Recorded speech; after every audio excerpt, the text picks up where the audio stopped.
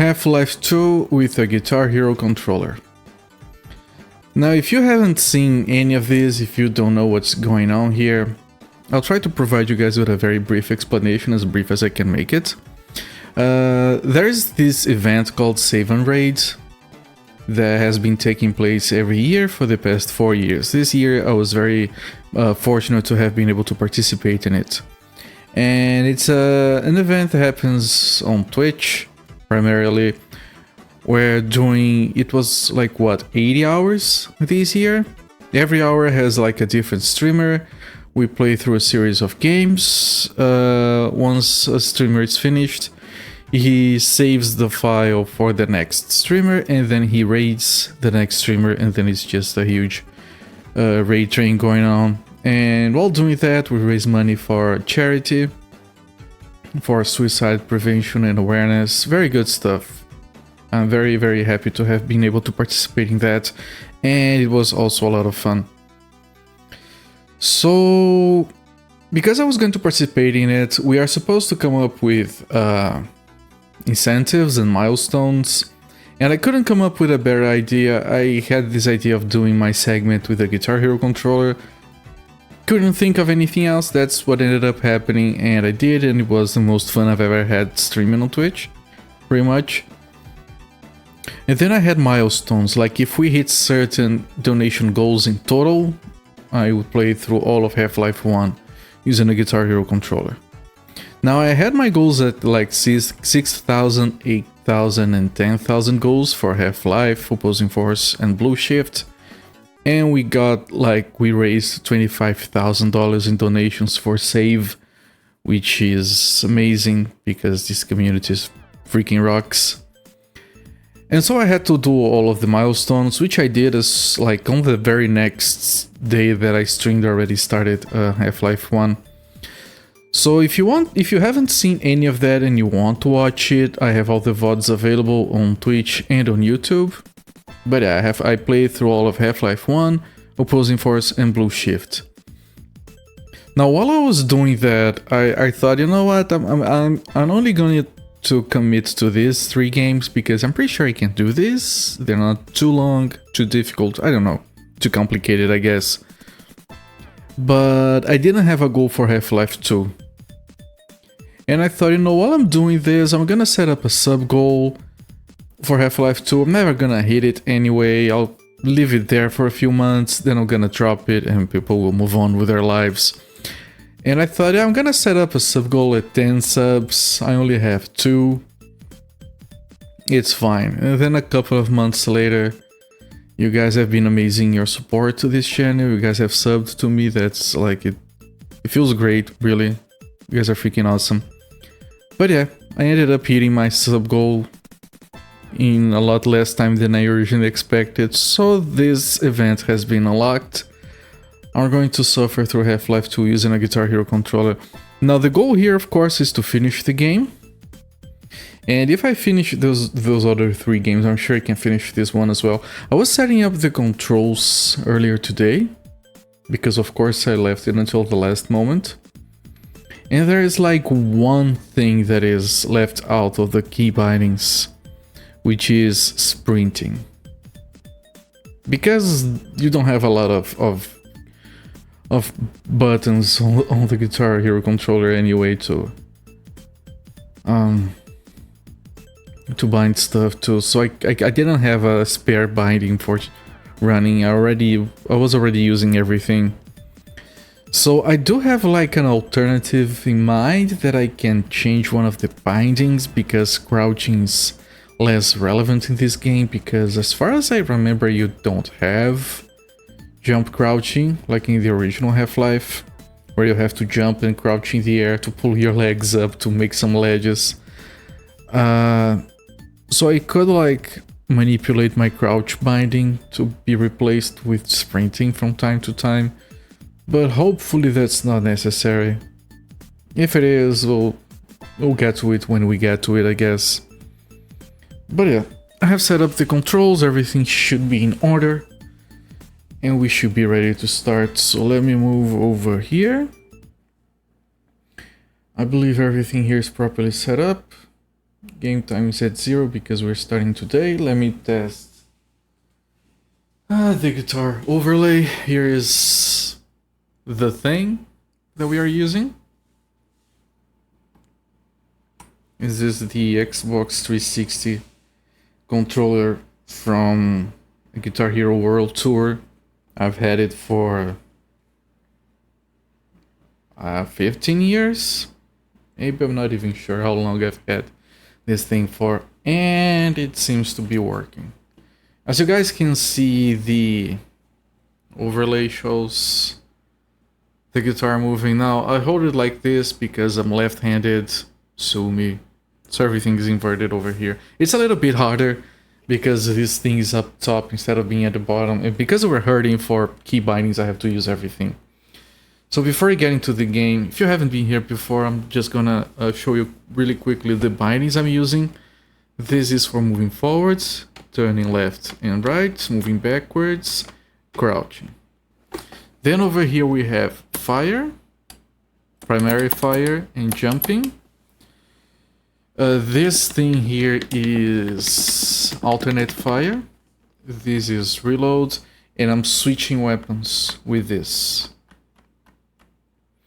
And I am up and down with this. If I hold down this button, then this becomes activate. Not too easy to use, you can see I'm using two hands, but yeah, you can kind of do this. It's a bit annoying. And also if I'm holding this, then turning left and right become strafing left and right, which was a last minute addition before my segment on save and read, and it helped me a lot because playing these games with no strafing is just unreasonable. Also, if I hold this and I press left or right here, it turns the flashlight on and off. Now, I had originally switching weapons on the touchpad, like this is a touchpad. But this thing is incredibly unreliable. It kept triggering when I wasn't anywhere near it. So I would be playing, it would switch weapons automatically on me, and that's pretty bad.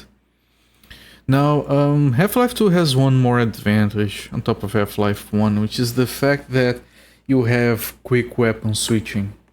So you can just do this and this to switch weapons. You don't have to like select the weapon, then press fire to activate it. I think that should make things a little bit easier. But yeah, let me start the game here. I want to take a final quick look at the settings if I can.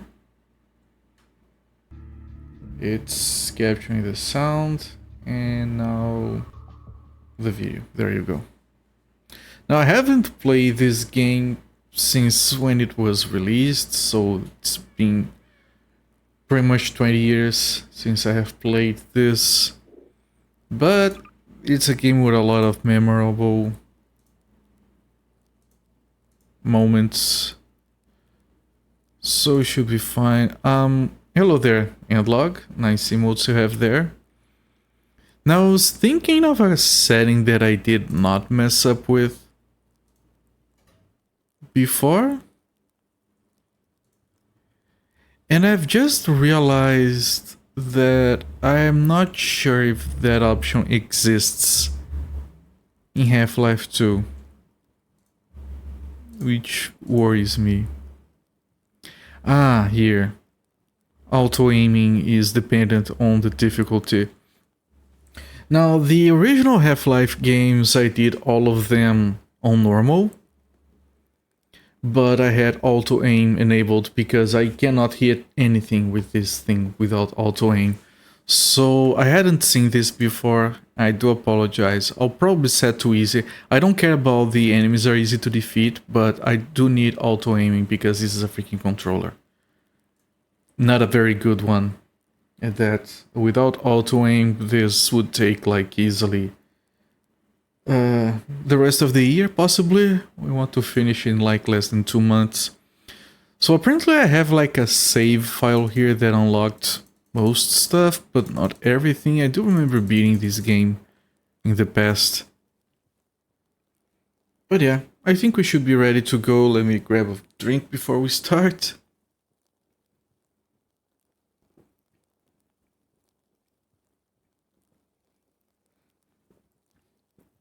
By the way, I don't remember the autosave and all quick save, quick load keys here. F6 and F9, okay. Because you need a lot of quick saving to get through the game with this thing. So start the timer.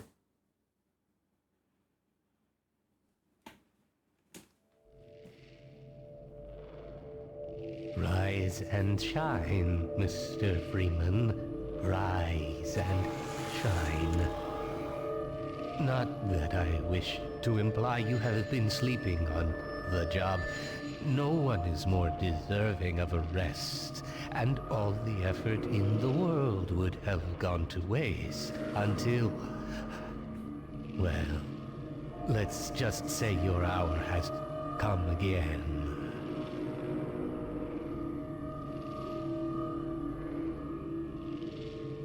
The right man in the wrong place can make all the difference in the world.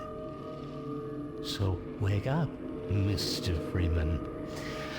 Wake up and smell the ashes.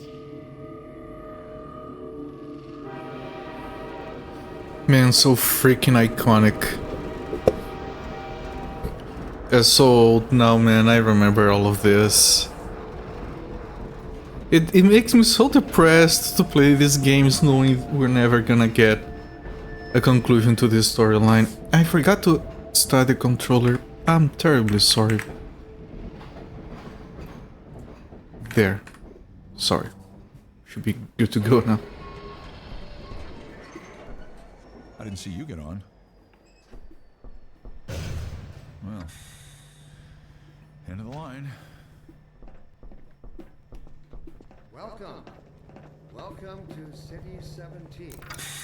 You have chosen or been chosen to relocate to one of our finest remaining urban centers. I thought so much of City 17 that I elected to establish my administration here in the citadel so thoughtfully provided by our benefactors. I've been proud to call City 17 my home. And so, whether you are here to stay or passing through on your way to parts unknown, welcome to City 17. It's safer here. I know it's a common thing that people talk about and log the Valve. Like, I think Valve did a lot to save PC gaming in a way, because before seeing the general theme was that PC gaming was dying. So it's a good thing that they did all that they did, and PC gaming is in a much better spot nowadays. The problem with making games, as far as Valve goes, is that they insist that they cannot make Half-Life 3 unless they have something really special and different and revolutionary to show off. They don't want to just make a first-person shooter. I don't know how much of that is like how they feel and how much of that is just hot air. I'll just like settle with being depressed about it. Same as everyone else. This stuff, it's all I have left. Welcome to City 17. All right, I'm moving. Jeez. It's safer here.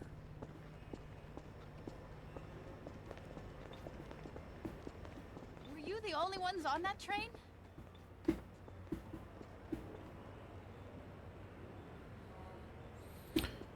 Man, such an atmospheric game for the time.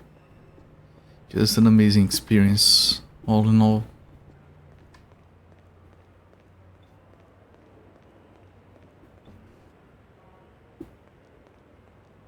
Welcome. Welcome to City 17. You have chosen or been chosen to relocate to one of our finest remaining urban Kind of forgot how much more awesome this game was than Half-Life 1. to establish my administration here in the citadel so thoughtfully provided by our benefactors. Where are you taking us?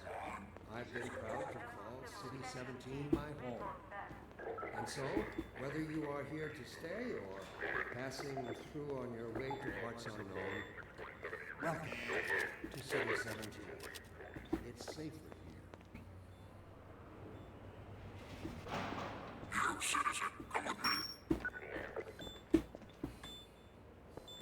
Hello there, Mr. Blue Shift.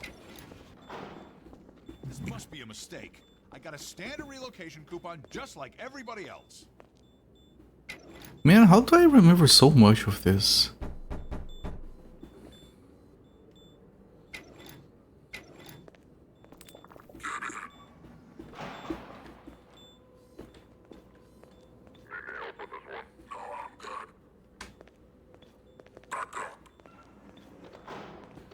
And you think you're going to be tortured or something, and then the big reveal? Such good storytelling. Beer I owed you. It's me, Gordon, Barney from Black Mesa. Hey, sorry for the scare. I had to put on a show for the cameras. I've been working undercover with civil protection. I can't take too long or they'll get suspicious. I'm way behind on my beating quota. Yes, Barney, what is it? I'm in the middle of a critical test. Sorry, Doc, but look who's here. Great Scott! Gordon Freeman! I expected more warning. Yeah, you and me both, Doc. He was about to board the express to Nova Prospect. Well, Barney, what do you intend? I'm thinking. Alex is around here somewhere. She would have a better idea how to get him here. Oh, as long as he stays away from checkpoints, we should be okay. Listen, I gotta go, Doc. We're taking enough chances as it is. Very well. And, Gordon, good to see you. Okay, Gordon. You're gonna have to make your own way to Dr. Kleiner's lab. Oh, man, that's what I was afraid of. Get in here, Gordon, before you blow my cover. Pile up some stuff to get through that window and keep going till you're in the plaza. I'll meet up with you later. Yeah, these puzzles are going to take some work. Probably. Maybe not. Let's see how it goes. This game has a lot more of these than original Half-Life.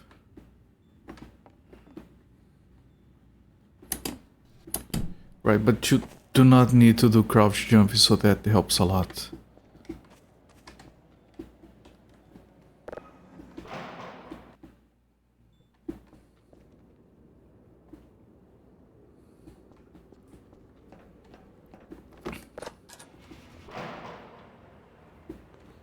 Right, I knew this scene was coming up, I kind of forgot it. I thought it was before you met Barney.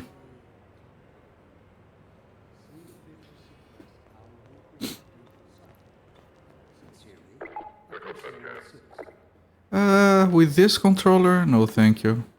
Of course, your question touches on one of the basic biological inputs. All its associated groups and areas for the future discussed. I also detect some unspoken. You do let me through eventually, right from what I remember, no? Really know what's best for us. What gives them the right to make this decision? Will they ever deactivate the I think it doesn't. Right, but I can't do this. I got an achievement that I didn't have. There we go. Good job. Let us consider the fact that for the first time ever, as a species, immortality is in our reach. This simple fact has far-reaching implications. It requires radical rethinking and revision of our genetic imperatives. It also requires planning and forethought that run in direct opposition to our neural... I'm surprised that none of the guards knows what Gordon Freeman looks like. One would think they would be prepared for this. And me, first time I looked at this city, my computer was running the game at like 15-20 FPS, and it still blew my mind back then.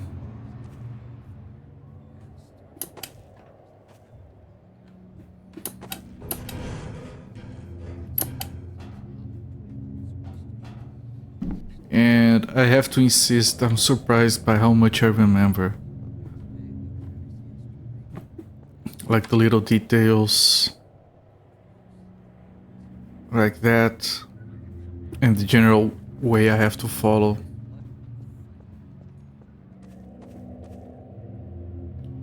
If they're talking about someone who went missing. How it always starts. First the building, then the whole block. I can't take this guy seriously with this one because it's the face of John Freeman, who was Gordon Freeman's brother. If you don't know what I'm talking about, there's a series of videos you should watch called Half-Life Full Life Consequences. But yeah, that dude's face it reminds me of those videos and nothing else. Classics. Man, I hope I can't do this without running. Sure, if you're patient enough, you can do it.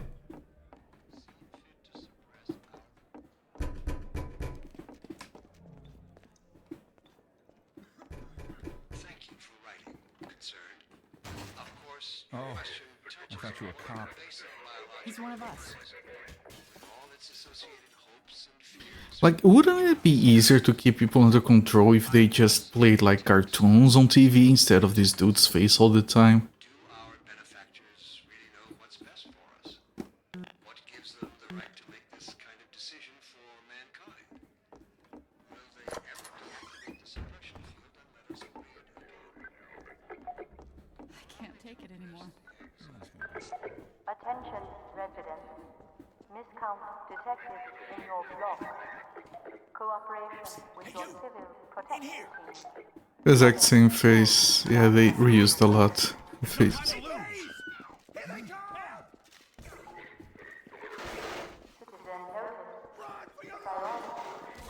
I would love to sit around and watch that, but I have to not take chances with these controls. Okay, hello.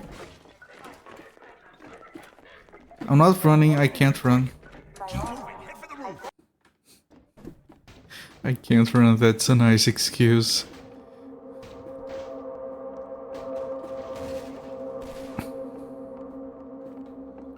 Man, how good did this look for 2004? Holy crap. Okay, I'm taking shots.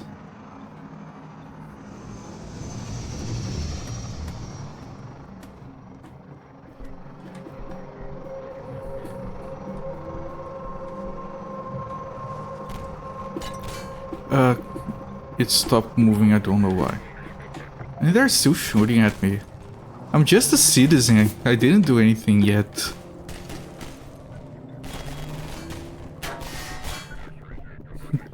Sound design on this game is so freaking good as well. Excuse me. You don't have a health bar, so I don't think you can actually die. I'm actually getting a bunch of achievements. I think when I played this game, we didn't have achievements yet. And yeah, because of this, you can't go back. Narrative devices. Okay. Okay. Over here! Ha, no, you don't. Scripted defeat.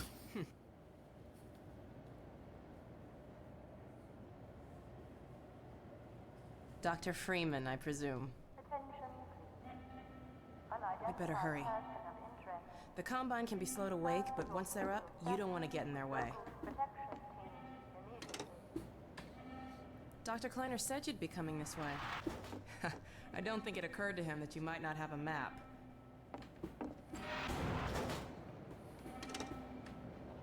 I'm Alex Vance. My father worked with you back in Black Mesa. I'm sure you don't remember me, though. Man, a few words, aren't you? I remember that joke. Remember him from Black Mesa? Your old administrator. Don't get my dad started on Dr. Breen. Through here. Start of this game is a lot easier than the start of the first one. For this setup at least. Funny, you showing up on this day in particular. All a coincidence, I'm sure. Ooh, face. Helping people escape the city on foot. It's It's a dangerous route to my father's lab, through the old canals. Today, we're finally on the verge of having a better way. Here, let me buy you a drink. Yeah, secret passage. Yeah. Oh, and by the way, nice to finally meet you. Find all the lambda caches. That's a delayed achievement, if I've ever seen one. Lamar? Oh yes, Lamar. Oh, everything all right, Dr. Kleiner? Oh, hello, Alex. Well, almost all right. Lamar has gotten out of her crate again. If I didn't know better, I'd suspect Barney of trapping and... My goodness. Gordon Freeman. It really is you, isn't it? I found him wandering around outside. Bit of a troublemaker, isn't he? We owe a great deal to Dr. Freeman, even if trouble does tend to follow in his wake. I must say, Gordon, you come at a very opportune time. Look at the screensaver. Piece for our resurrected teleport. I can't take any credit for the breakthrough, Doctor. Nonsense. Your talents surpass your loveliness. Let's just see if this thing works, okay? Well, is he here? There you are. Man, Gordon, you stirred up the hive. We can't keep him here long, Doc. It'll jeopardize everything we've worked for. Don't worry, he's coming with me. That's right, Barney. This is a red letter day. We'll inaugurate the new teleport with a double transmission. You mean it's working? For real this time? Because I still have nightmares about that cat. No. There's nothing to be nervous about. cat? We've made major strides. She asks again about the cat. What cat? Doc, since he's not taking the streets, you might as well get him out of his civvies. What? Oh dear, you're right. I almost forgot. Barney, I'll give you the honor. I've got to get back on my shift, but okay. How do I even remember the dialogue about the cat? Such a memorable game. Here we go. Ah! Damn it, get it off me!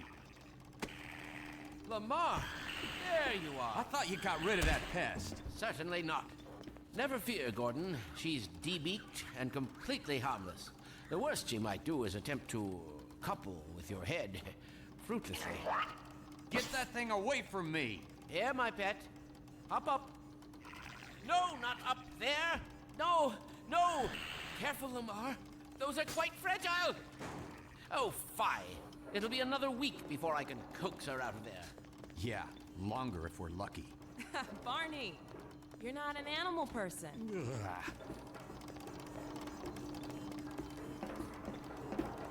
Well, Gordon, go ahead. Slip into your suit now.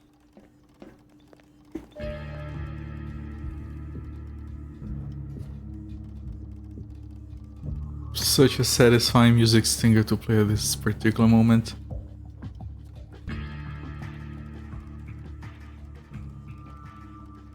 And now we have a health bar. It was easier before. Well, Gordon, I see your HEV suit still fits you like a glove. At least the glove parts do. I've made a few modifications, but I'll just acquaint you with the essentials. Now, let's see.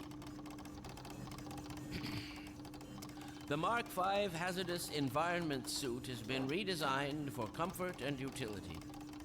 Oh dear. Doc, we don't have time for this. At least get that suit juiced up, Gordon. Good idea. There's a charger on the wall. I've modified your suit to draw power from Combine energy outlets, which are plentiful wherever they patrol.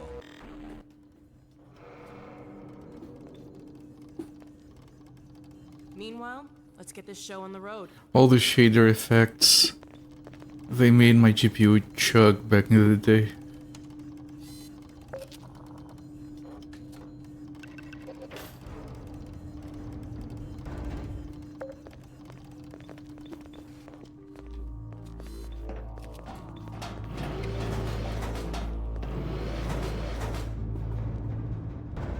Gordon, why don't you position yourself near the panel over there and wait for my word? Isaac, are you there? Yes, Eli. Bit of a holdup on this end. You'll never guess who found his way into our lab this morning. That's not who I think it is it? Indeed it is, and it's our intention to send him packing straight away in the company of your lovely daughter. Are you ready for us, Dad? You're all set on this end. Then let's do it. Let's see, the massless field flux should self-limit, and I've clamped the manifold parameters to CR base and LT orbifold, Hilbert inclusive. Conditions could hardly be more ideal. That's what you said last time. Hey, yeah, about that cat. Initializing in 3, 2, 1. No fiddlesticks. What now? Doctor, the plug. Dear me, you're right. Go. Excellent. You gonna let Gordon throw the switch? Gordon, go right ahead. Very good. Final sequence. Commencing now. I can't look. Okay.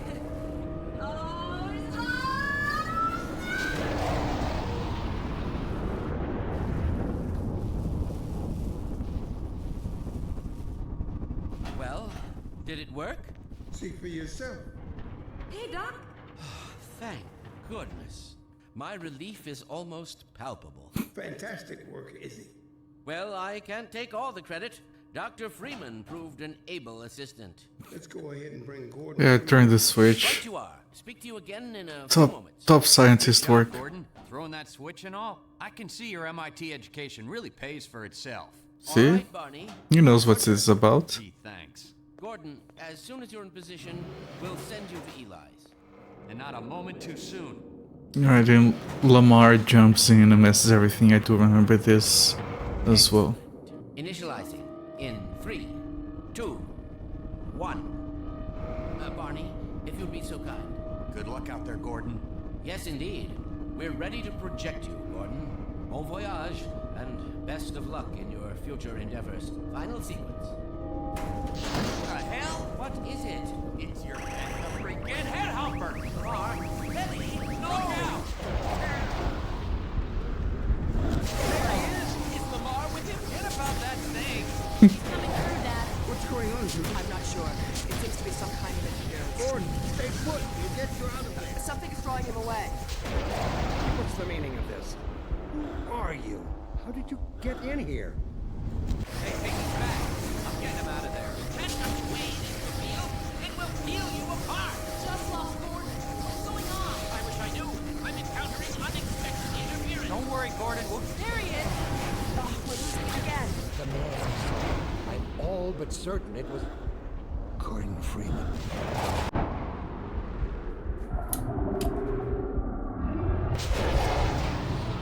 He didn't come through. Then where is he? Behind you. Shut it down. Shut it down. Gordon, you must get out of here. Run! Get down out of sight. I'll come find you. Such a good way of just showing you different parts of the game that you're going to see later. Amazing.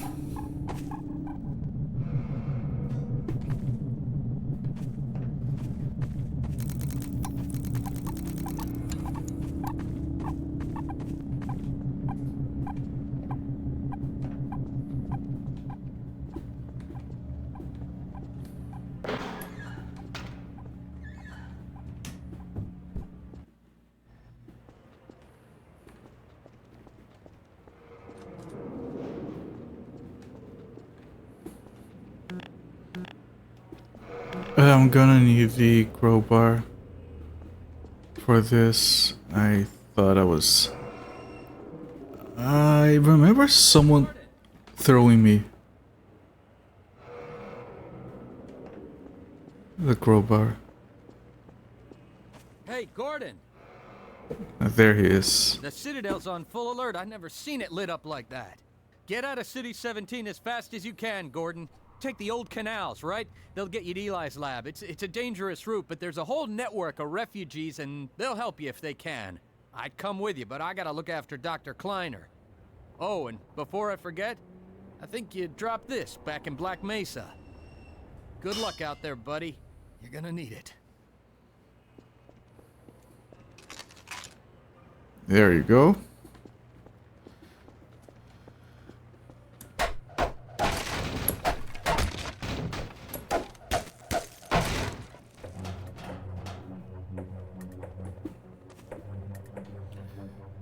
Well, the things like the physics simulation of this game just blew my mind back then as well. Just like you did to everyone else.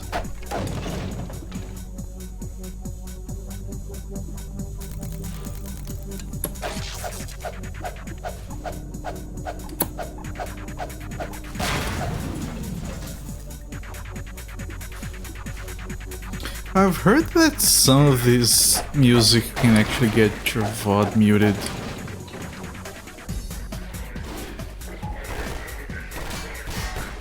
Okay, I can't shoot at you people from here. Not with a crowbar.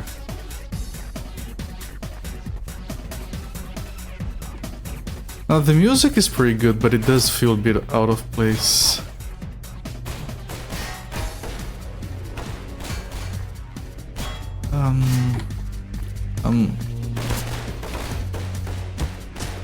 I don't remember where to go.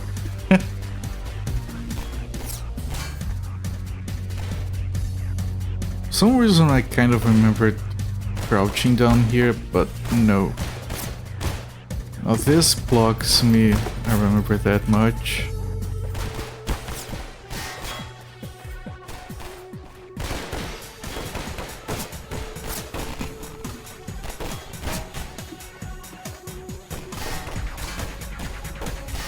Shit.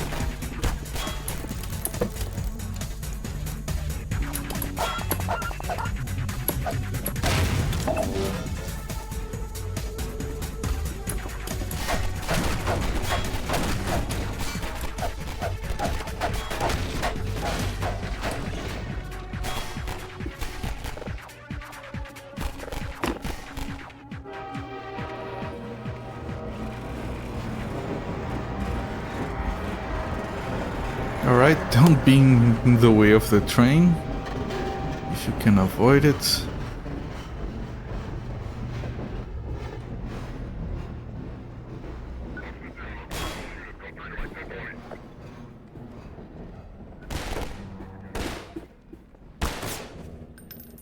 You guys are shooting an unarmed old man. I'm sure you realize that and you don't care.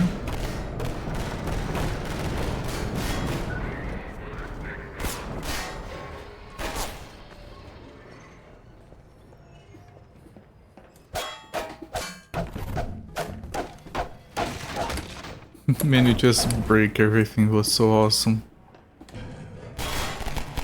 Such a good game. Okay.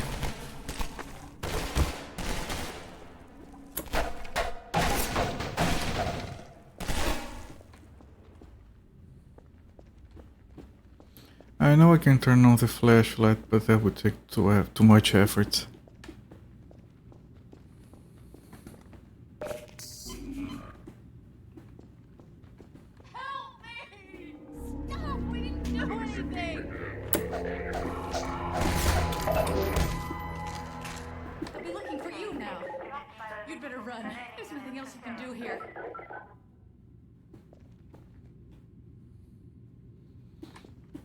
Alright. We got a gun. Lady, calm down, lady. I'm trying my best.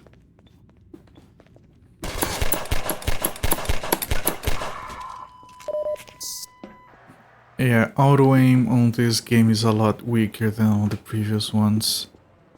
So this is gonna be a little bit of a challenge.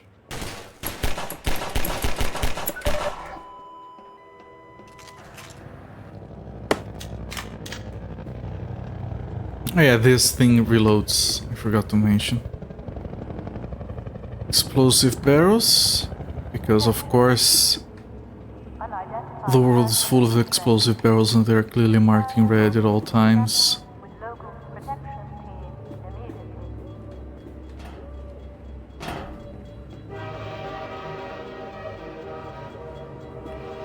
If I'm not mistaken, I wait for that and jump on top of it to get to the other side.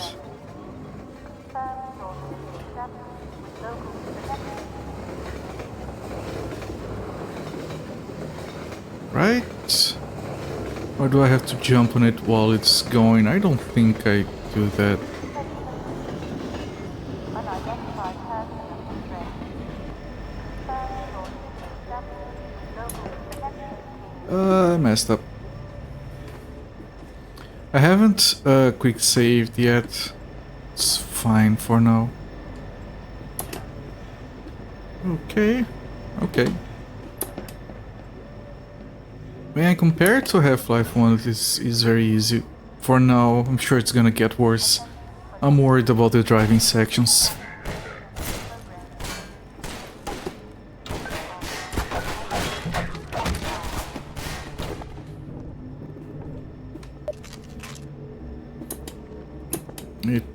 It's giving me a... Status invasion in progress in this community. Respawn. Isolate.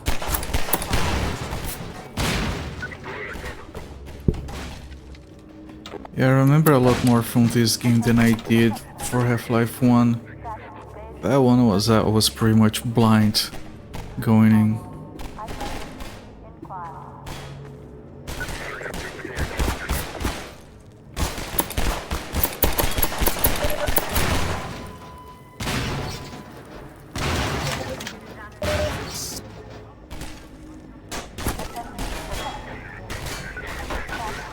Alright, surprised by how much I remember. I do have crouch mapped, so you can go. There you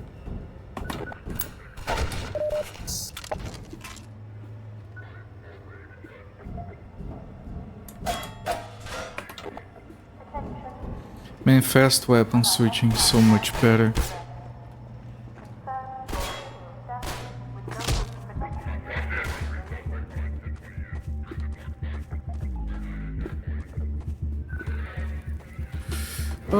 Get away! Train! Gunfire!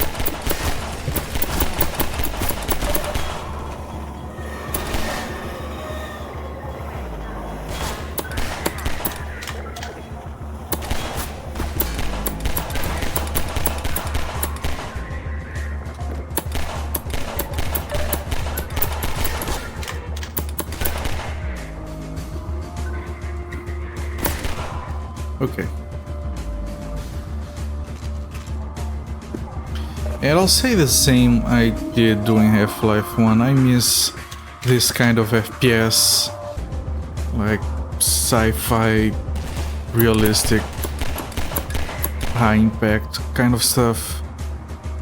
Like not high energy games like Doom 2016 and Doom Eternal were fantastic, but this kind of FPS in particular is a rare breed nowadays. Wrong, I want this.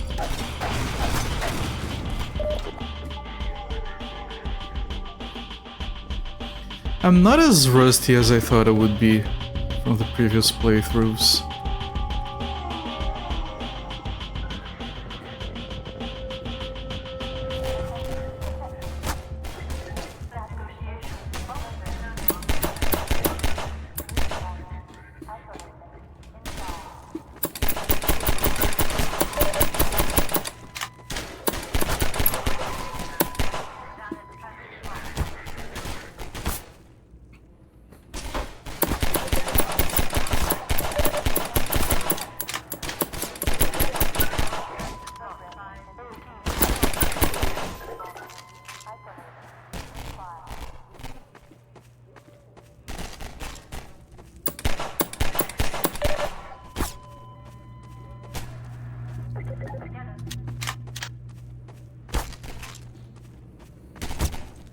Man, the soundscape on this game, everything sounds so good, and all the gunfire and all the sounds from the Combine.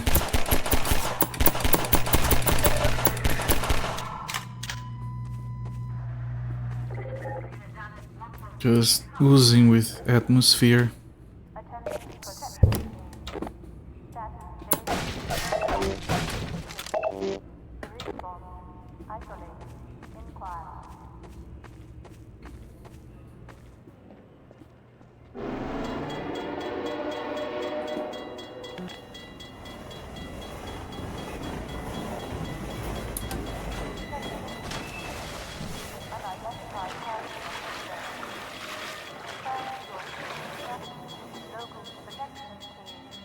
Man, the graphics on this game hold up so freaking well.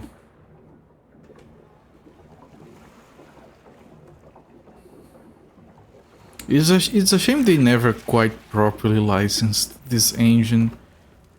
Like, it was always these weird deals. It wasn't like something like the Epic engine, a real engine. Good thing you found us. You're not the first to come through here by This is the Freeman. The Combine's reckoning has come. Look, we're just a lookout for the Underground Railroad. Main station's right around the corner. They'll get you started on the right foot. Meanwhile, let my Vortigaunt friend here give you a jolt to get you going.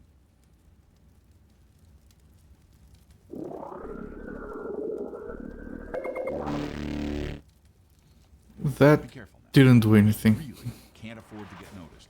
Civil protection catches you down here, it's bad news for the whole railroad. We serve the same mystery. Better get going. Alright, everyone just says, yeah, welcome, now get going, get lost.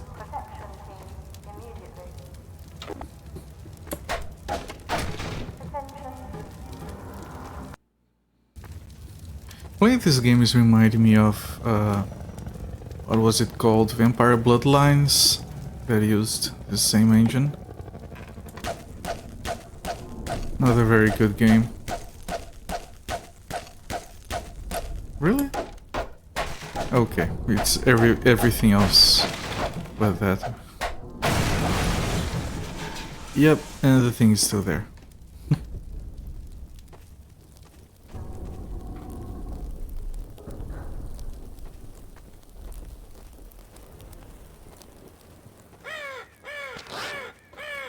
Very nice way of reminding you of how these things work. Such good animations.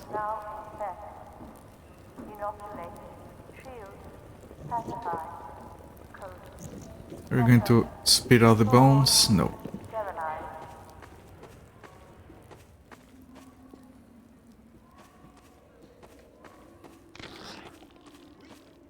Individuals, you are charged with socio-endangerment level 1. Protection unit, prosecution code. Duty. Hey, over here! Help!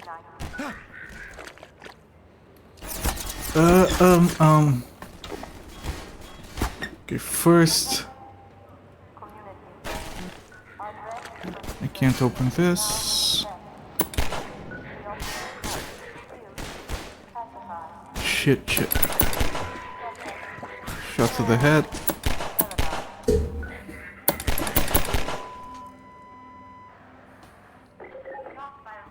Okay, now this.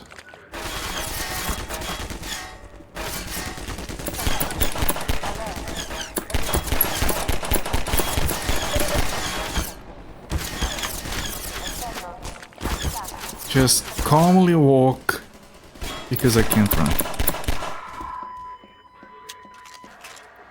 Very calmly walk forward.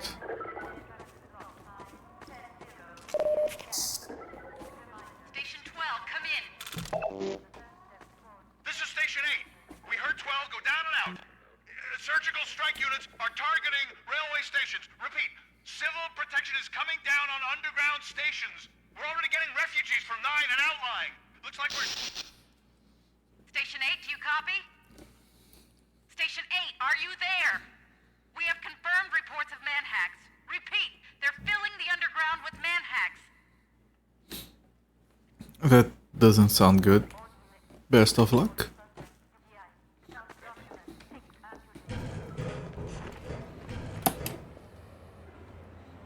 Hello.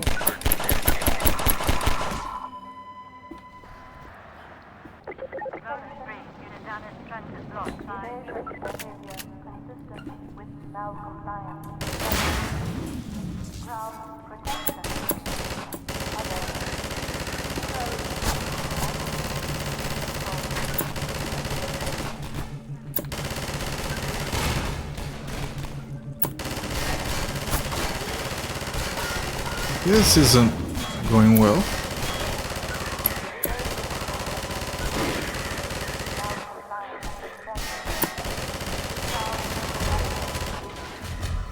Hello there, Musifate. Deadly guitar.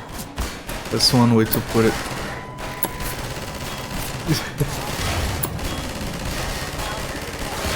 Like call an ambulance, but not for me.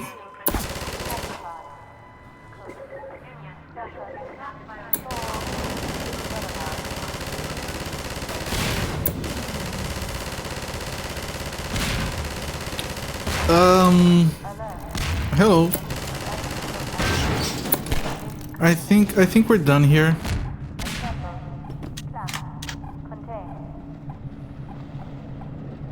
Maybe. I don't actually know.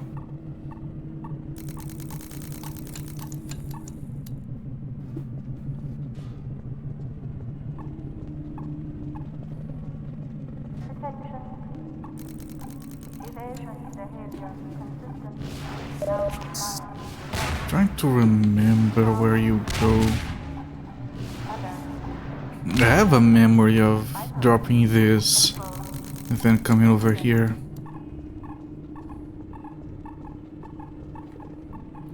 Did I come? Oh, I came from over there. Okay.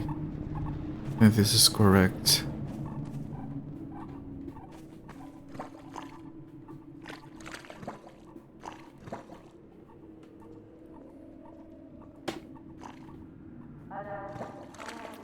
This is not safe.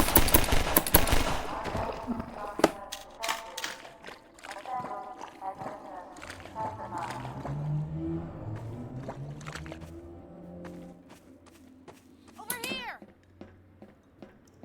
Keep going, friend. That station was raided, but there's others up ahead. Yeah, something about keep going. I did keep going.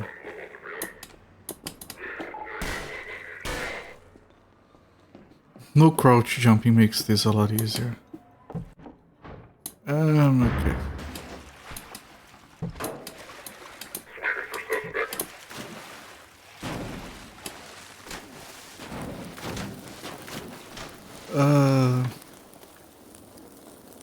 Ow.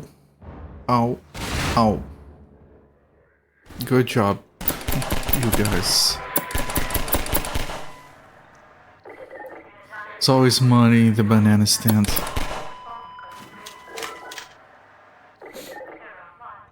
Is that from...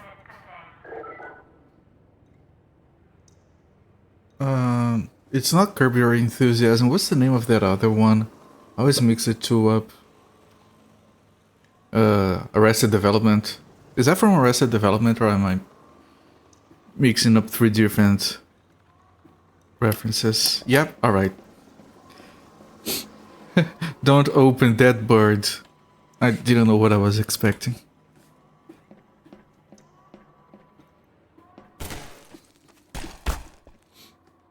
Right. Yeah, I did mention that. I was thinking about this today before the stream. Like how Steam kind of saved PC gaming in general. It's healthier than ever before, but at the same time it kind of killed Valve game dev.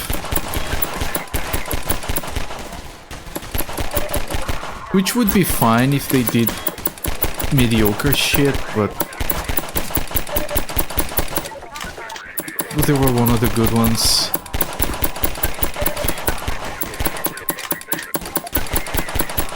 Then again, they ended up being for just same stuff as everyone else with Counter-Strike and Dota and Underlords, just Battle Pass, microtransaction, live service kind of deal.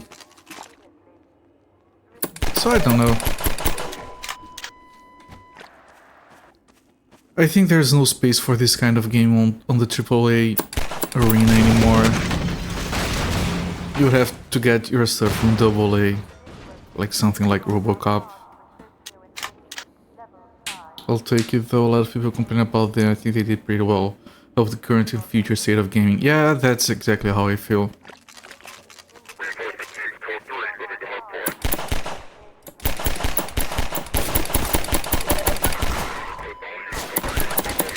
Because I think we have this conversation before today even, but before Steam got to where it is, the general meme was that PC game was dying, and then every game was exclusive to consoles.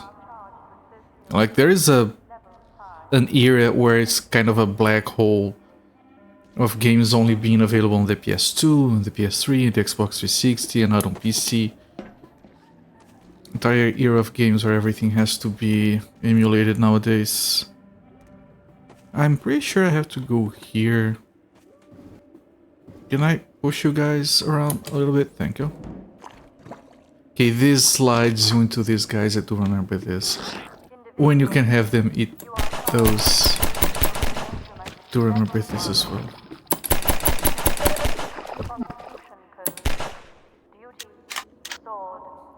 They dump resources into open compatibility. Yeah, they have their own motives for that, but you can do a lot worse than what they do. Alright, if I remember here, I can do something like this.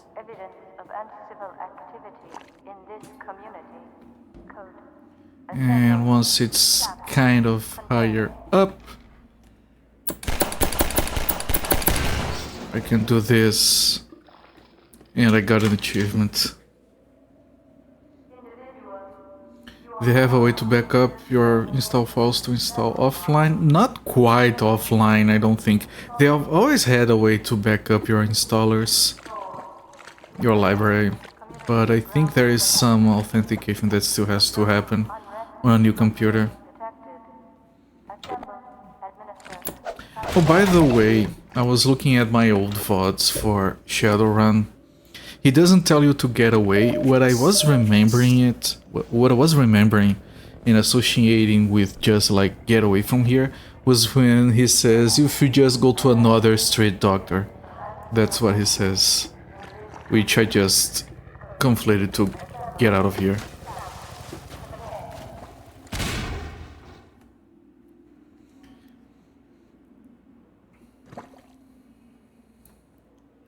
Wonder what the point of that is? Well, they have to... Like, the idea is that you don't have to re-download the entire game, but you still need to connect once to validate your Steam installation. But then it's valid for like months or something. Okay.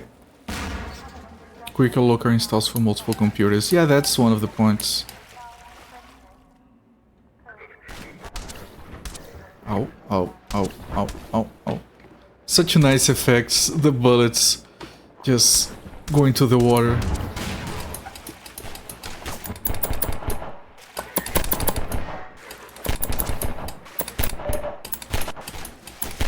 You know what? Screw this. I can either jump or shoot. So I'm not gonna try doing both. Jesus! Wasn't there an opening here at some point? Oh jeez, oh man. Oxygen. Those are closed. Okay, round 2. Oh, there's a ladder over there. Or maybe here I can do some work.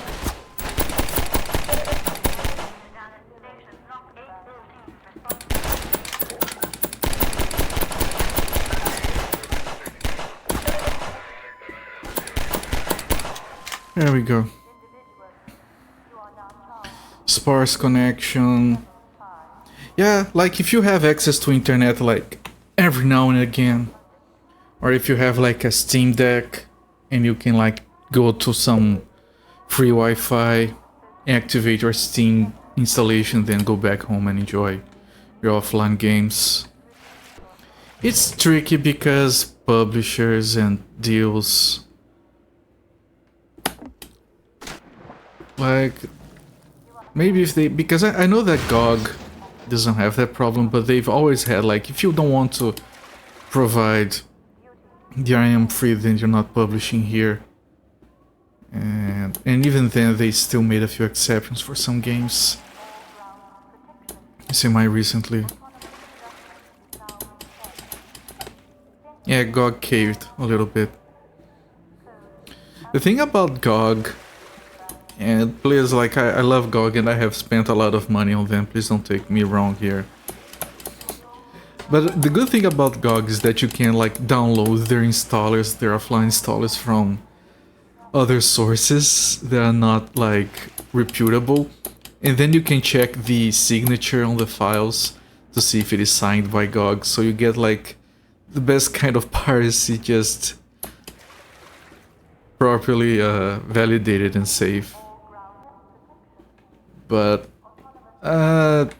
according to a friend of mine, I would never do that.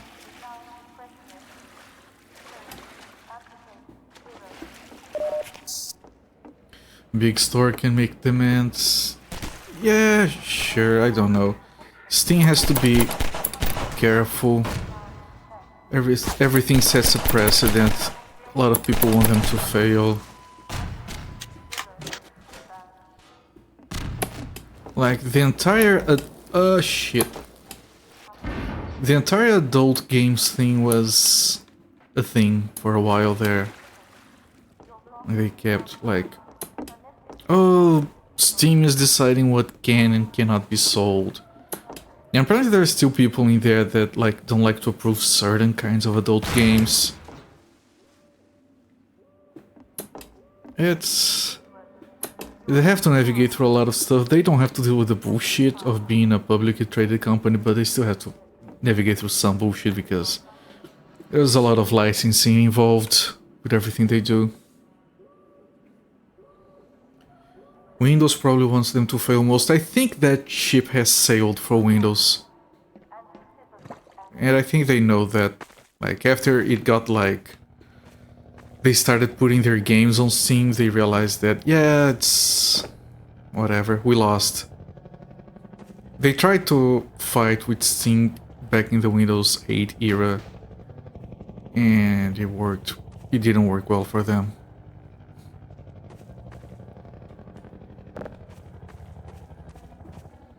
And now you have a situation, and this is not an exaggeration.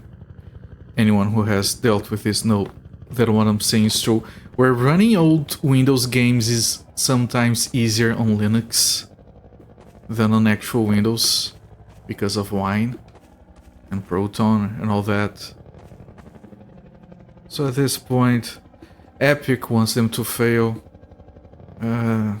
Microsoft at this point probably sees them as a, you know, don't mess with them and they're gonna be a strength for your products.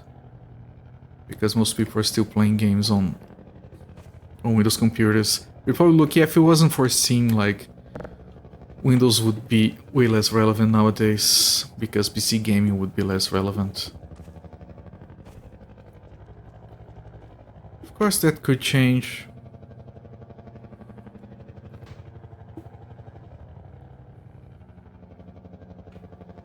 Yeah, I also don't care about the adult games, but... and it does, like, just pollute the library, in my opinion, but... I think people should have the option. I think they went the right route of not trying to curate what should and shouldn't be sold. Windows gets very creative, it does. Newest thing, heard about the Win 11 ARM fork? I know there one exists. Is there anything else that I don't know about? Making their own ARM chips.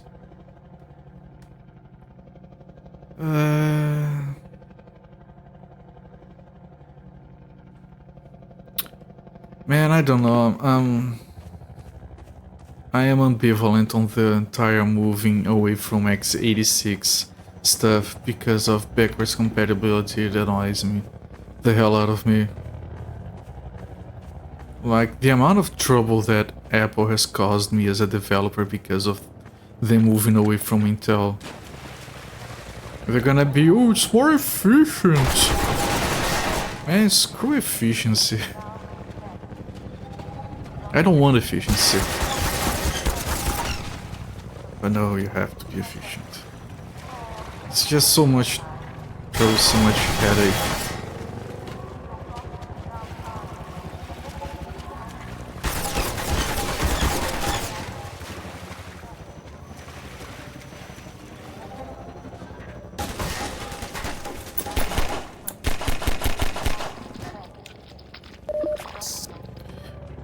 don't know, you would need to have like all sorts of reasonable compatibility layers, like Apple kind of does, but also they don't. It's a mess. Excuse me, sir. Excuse me.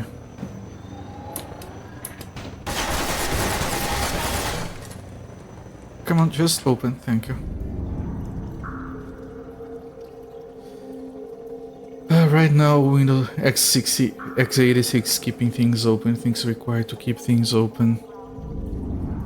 Windows moving to ARM to complete, Windows surprised with other things they've done, could kill the hardware companies Valve relies on. I don't know.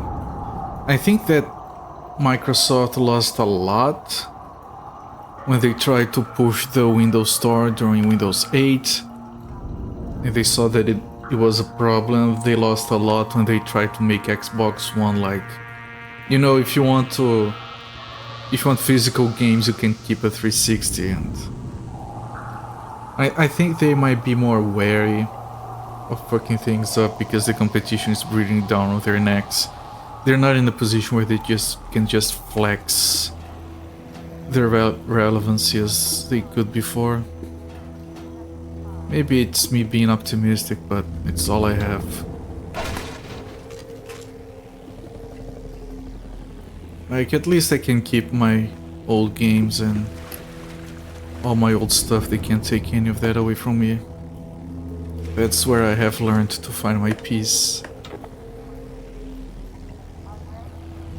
Name of security. Yeah, the whole like secure boot, all that stuff has caused a lot of trouble. You want to stop injecting pessimism? It's fine. Life sucks, then you die, as a friend of mine used to say. I took damage. Whatever. Okay, I can't go through here. I have to go through here. Okay. As long as you can continue to buy or fix hardware and have an OS to run them on. I mean...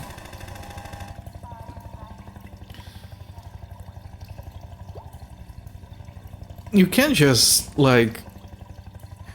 worst case scenario, buy an Android box and you install a PC emulator on it.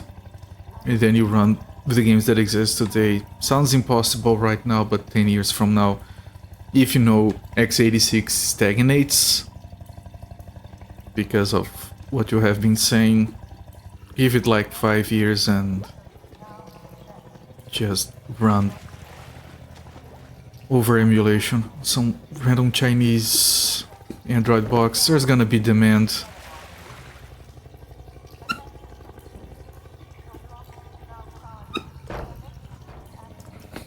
Life finds a way. It's so goddamn funny, that sequence, because he says... I thought it was like a meme, how it was written, but he literally goes, life, finds a way. Buy it on AliExpress. Yeah, that's what we do down here with... shit. We buy everything from over there.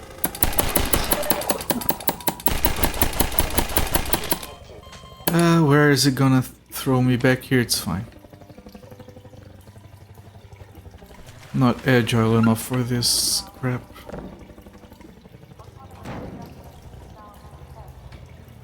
Really would have liked to stay on Windows past tense. Yeah, for now it's fine.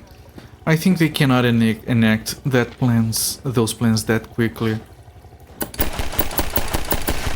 Like, even their current hardware requirements for like Windows 11, they still need to keep supporting Windows 10 for like 10 years. It's supposed to end the next year, but I'm sure they're just going to extend it anyway. So if they decide to kill x86, you're gonna have 10 years to adapt.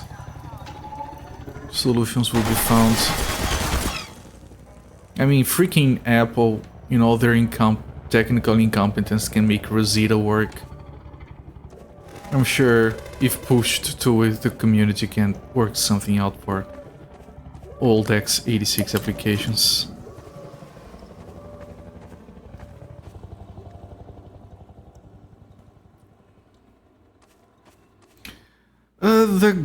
When it comes to the US government, they have a very strange relationship with Microsoft. Actually read an article on that recently, where Microsoft supplies them with a lot of shit, and every now and again there's some security snafu, and the government never really applies sanctions or fines them or anything. So I think the government is going to put up with whatever Microsoft wants. The US government. The European Union might be a different story, hopefully, but they don't rely as much on Microsoft for good reason. Get in here, hurry! Civil protection is onto us. We're tearing up the railroad, covering our tracks. Looks like you're gonna be the last one through. Be glad you're not the guy they're looking for. Poor bastard doesn't stand a chance. Sounds like they're calling in every CP unit in City 17. Now they're flooding the areas up ahead with manhacks. We better get going before they sweep through here. Oh shit! Too late!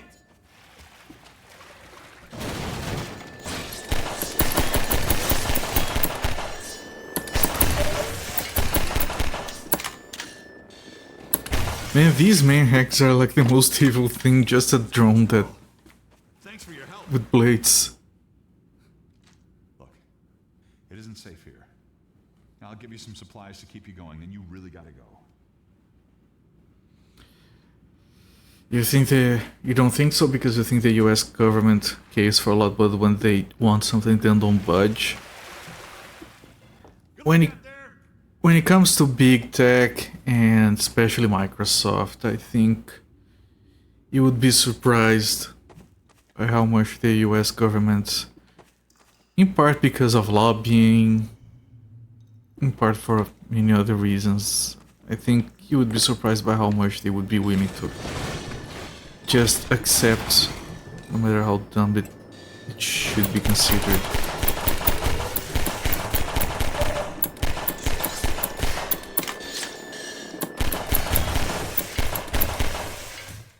It's not like federal institutions in Brazil. I've mentioned this before. I think it's the funniest story.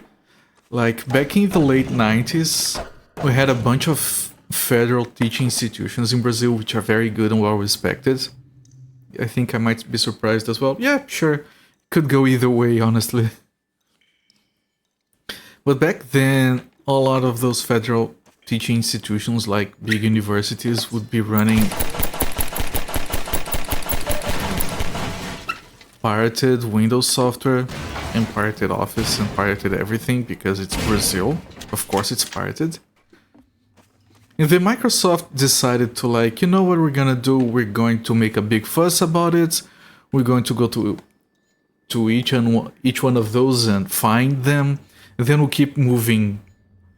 Like, they started at São Paulo or thereabouts, and they started moving south from there. And they made a big fuss about it because they didn't want to fine the universities, because they could fight the fines and maybe not pay them. So they made a big deal of it because they wanted to be advertised, so, you know, so universities would license Windows and everything else before Microsoft got to them. And I live in a southern state, and my local university started to just set up Linux on the machines, because we're not licensing Windows, fuck that. And so Microsoft realized that that was happening, so they just stopped everything they were doing. They stopped, like, going after universities because it's better for them that the students get used to Windows without licensing it than just get used to not needing Windows. So they gave up on their plans. Too late, my university switched to Linux. You have seen cases where the government wanted something, surprisingly big companies had to cave. I don't remember the circumstances, but the US gets their way. They don't care much or don't know much, lobbying wins. I mean, I don't mean that the US government doesn't get what it wants, even from big companies. I think that the US government's probably gonna listen to Microsoft to decide what they want. More like that.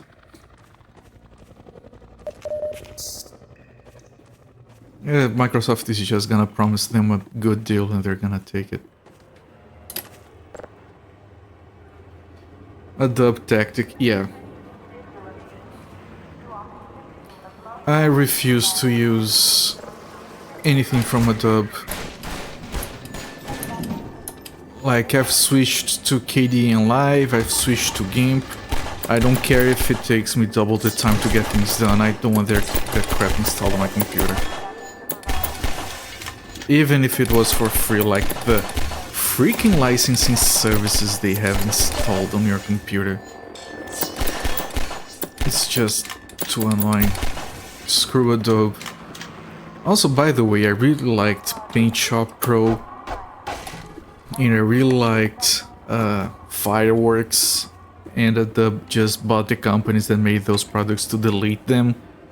So you had to get used to Photoshop, so screw them for that as well.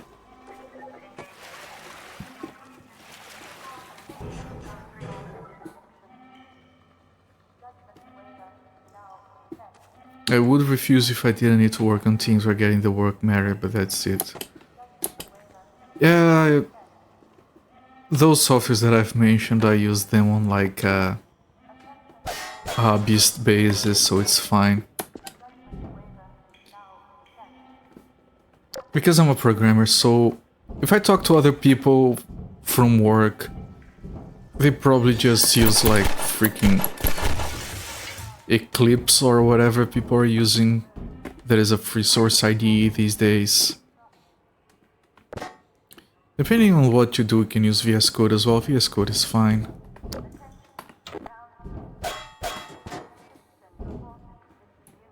Personally, I do use IntelliJ stuff, the free community stuff, just because it's easier, but the second they start to get annoying, I'm moving to something else.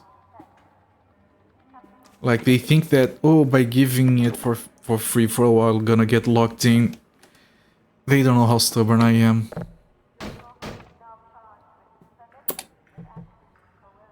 I'll just switch to something else if it makes sense. Is this open? I came from... Oh, okay. Nope, nope, nope, it has to be here. Right? I have to break this lock.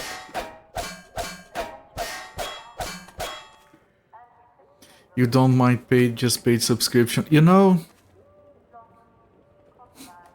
as a software developer, like I'll pay for movies. Like I have stuff on Blu-ray and DVD. It's whatever. I'll pay for games a lot. I have a truckload of games. Music, I have a subscription to Spotify. It's a family subscription. Everyone over here uses it. It's good. Whatever. I will never in 100 years pay for software. I refuse. Like, I'll go without it. I'll go for open source. I'll crack it myself if I have to. Like, I've learned to download Android applications and crack them myself just so I didn't have to pay. I refuse to pay for software. That's wrong. I'm not advocating anyone do that, but yeah, that's me. Hello.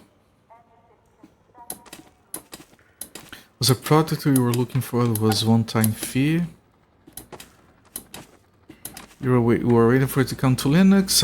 You doubt it will, but they had a money back trial period. Would be nice to try through Wine. Oh, right. That would make sense. Seems like paying for legitimate software helps create a healthier selection of software. Most of the time, yeah. Like I said, don't follow my advice. I'm just a stubborn old man that refuses to pay for software. Always have, always will. Like, I've only paid for Windows once. That was when I was a kid and I got a brand new computer and it came with Windows pre-installed. And I regret it to this day, but I didn't have another option at the time.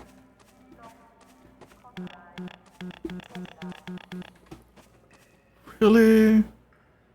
Missing something here.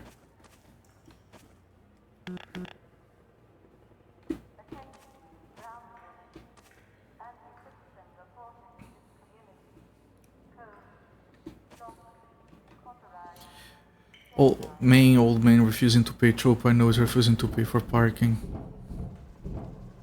I don't mind paying for parking. I think it's bullshit, but whatever. As long as it's reasonable.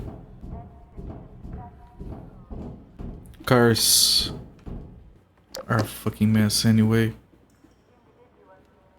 If you don't want to pay for parking, don't have a car. I have a car, sometimes I pay for parking. It's whatever. Having a car is fucking expensive. Oh, I didn't... I thought I came from here. Never mind.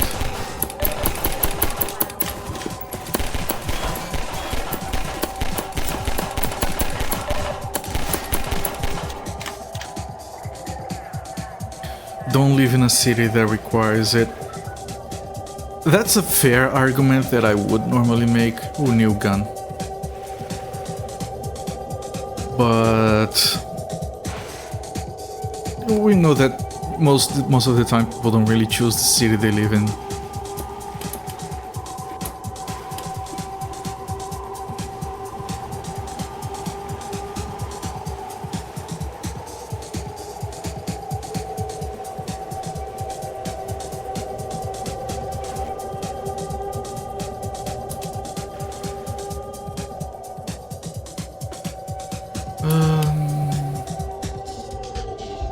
Okay, there. Let me grab some fresh air.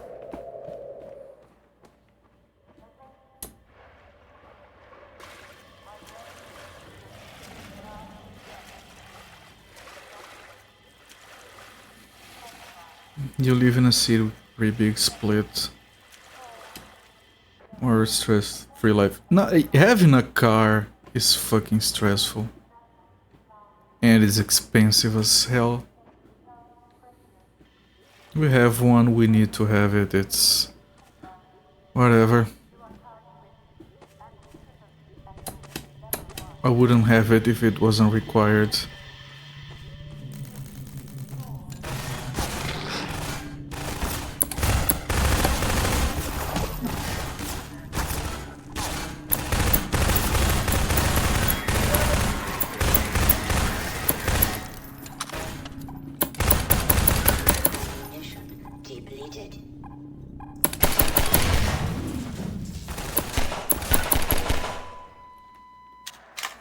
Not having a car is stressful.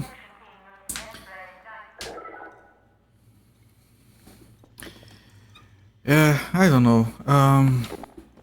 Like owning things, like I'm not advocating for renting everything. Of course not.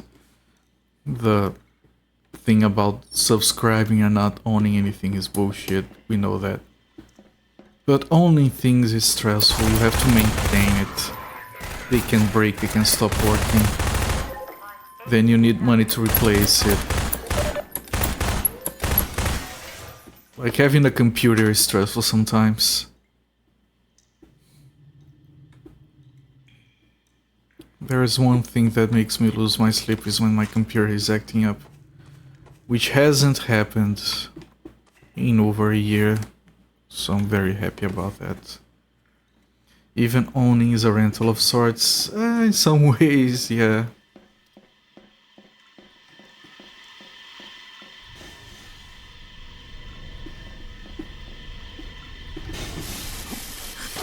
Ah, shit, I was taking damage from that, so I'm still taking damage from these.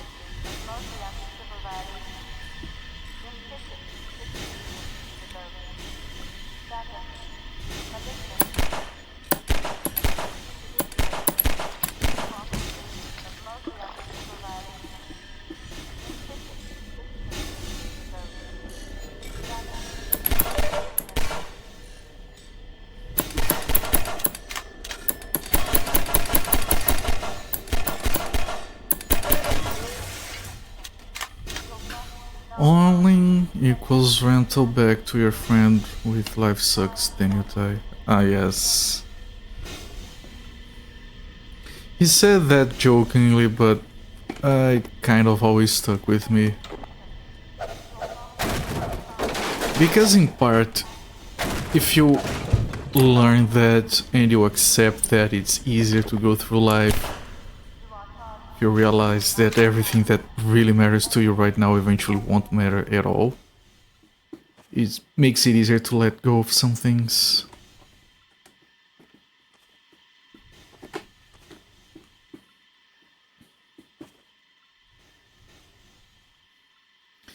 Yeah, I focus on the impermanence aspect of that quote, not the complacency. It's like that old saying that everyone loves to repeat, like, give me the strength to change the things that I can change, the patience to accept the things that I can't, and the wisdom to tell one from the other. So it's more along the lines of some stuff sucks, don't focus on that, focus on what you can do something about instead. Which is surprisingly little a lot of the time.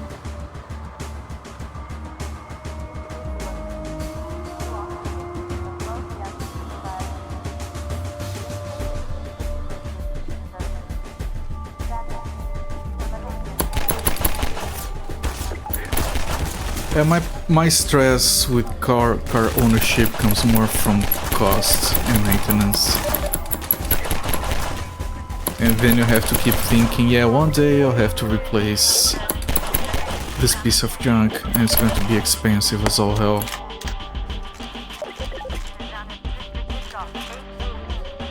Like, I wouldn't be able to replace my car today without seriously eating into my savings. And of course it's something I want to do. I'm the locksmith. And I'm a locksmith. Hello there, that dog Dever. That's how we pronounce that. I'm sorry if I messed that up. Thank you for the follow. Welcome to the stream. Enjoy the free emotes.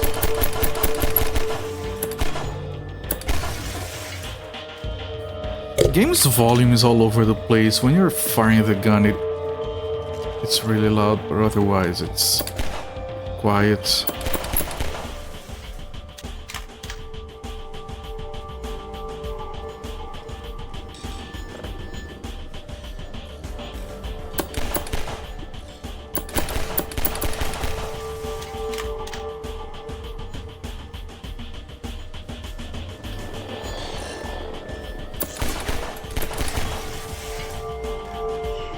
You see, we have a very different perspective on car ownership costs because of how cars are treated in the United States and many other countries. Like, if you want to buy a shitty car for not a lot of money, you can. If you want to buy used for cheap, you can. Over here, used is almost as expensive as new. New is absurdly expensive. It's considered like a luxury product. Like, we had the cheapest electric car that we had was some crap bullshit from Renault. I've talked about French car makers before. I can't even play the game with normal keyboard and mouse. This doesn't make it a lot easier. That's why it's a challenge. Welcoming that dog. But I had some practice with the previous Half-Life games. But over here in Brazil, the car costs are stupid, and Renault had that car that was very expensive because it was electric. And then some Chinese car maker decided to come in with something cheaper, and then Renault just cut the costs by 33%. And you can tell that was all profit. You just gouge the market over here, they don't give a shit.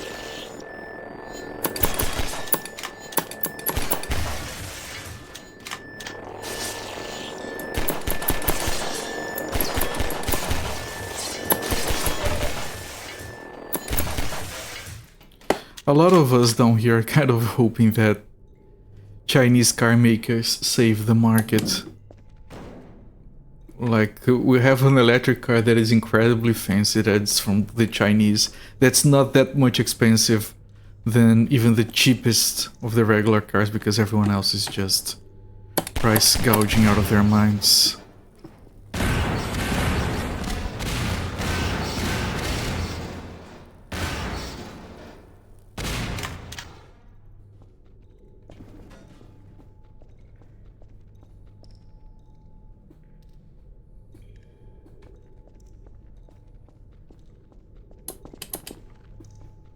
Like over here, like I make a good living, way better than vast majority of people in my country. And even the cheapest car down here would take like over half all the money I make in a year. And it's all profits. Although they wouldn't admit to that.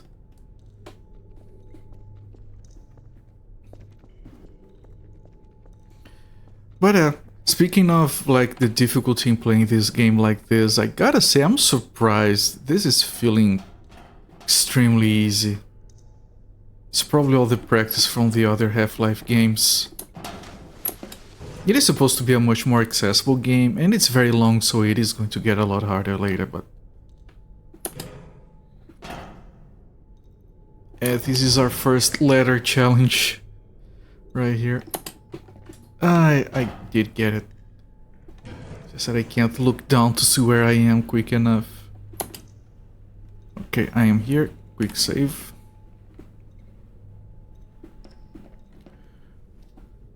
From here to over there. I think... Do we go there? I think we go there, actually. No!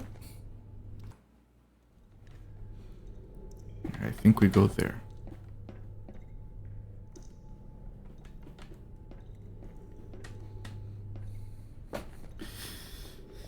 Now, Muzi Fate, don't wish harm on the new viewers, please. I'm surprised by how little my back and arms hurt. I think I got a better posture for this now.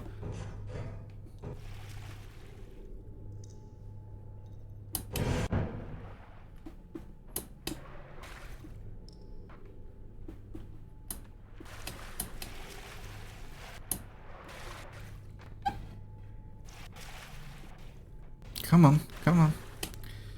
Okay, never mind.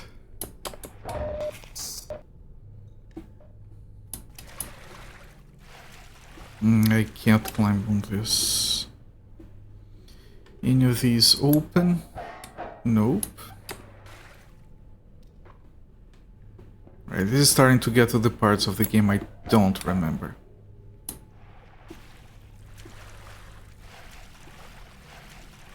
Hello there, looking Quad 9. What kind of music do you play for Half-Life? The run and gun music, I guess.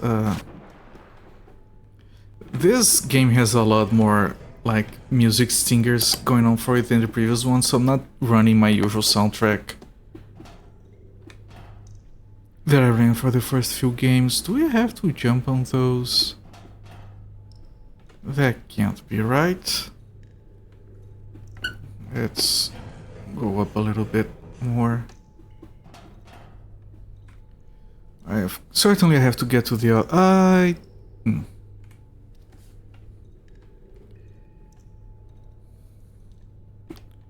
This has to be it, right?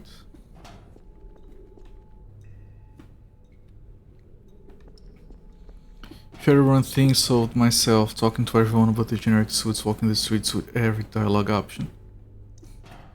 I was looking through my playthrough, I did the vampire stuff before the boat stuff. Not that that information is helpful in any way, but... maybe we do go through that vent.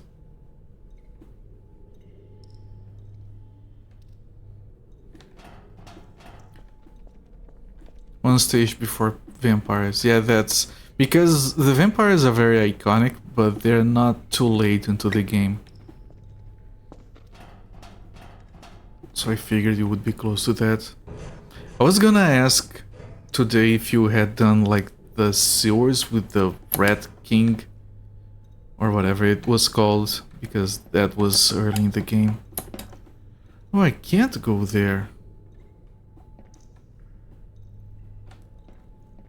So it has to be here. Maybe I have to activate something. Talking to the singer leads you to the vampire. Oh, okay.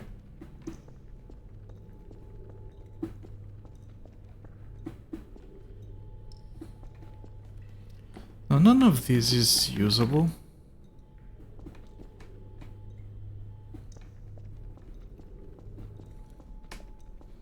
So it has to be something here that I've missed.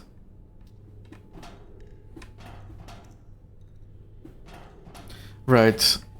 Red sewers first, then. That makes sense.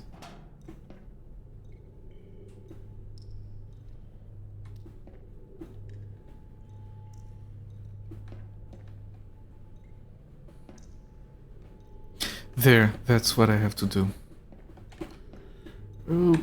Okay, that went surprisingly well. Alright.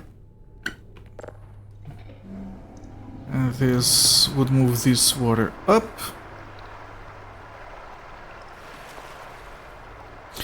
The game taught you that you couldn't talk to the singer. No, it challenged you to talk to the singer. It was not supposed to be easy.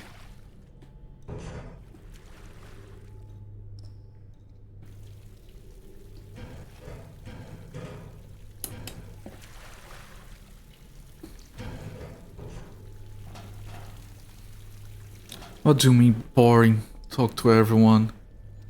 There's no boring in that game. Hello. They're very polite and user-friendly in adding these red lights so you can see these things from a distance.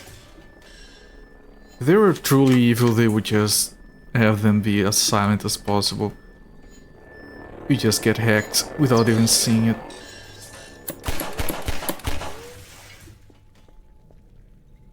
But it shouldn't be here. Oh, it could be. Yeah, I think it could be.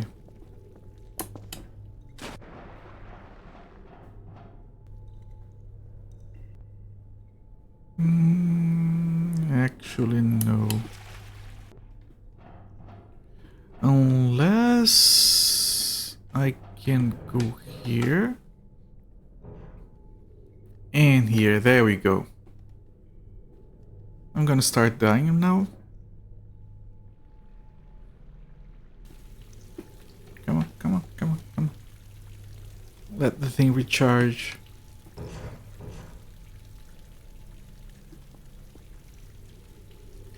Oh, you did 2 floors of the Drake Tower. I was looking at my playthrough after our conversation yesterday, and I feel like I might have overstated how good I was at the game. I did not finish the arena before leaving the junkyard. I came back later to finish it. So yeah, that's the reasonable thing to do. Alright, so this part has me worried. I'm gonna have to switch my key bindings because I'm pretty sure I cannot make this jump without sprinting. And I think we do need to make this jump. Although he does like a bigger jump than I would expect. Hang on. I'm gonna switch the controls here. What I need to do is to add sprint to one of these. Is it here? Yeah, I've added sprint to this button.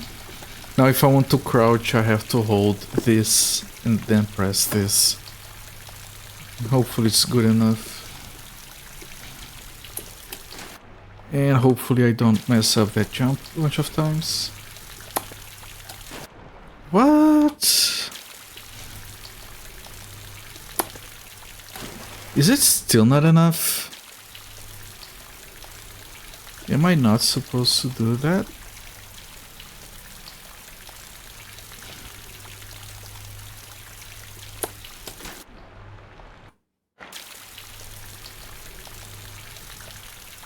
Yeah, no, I did come back later. That was a misremembering from me. I don't think you have to do this then. But, well, there's nothing else in here.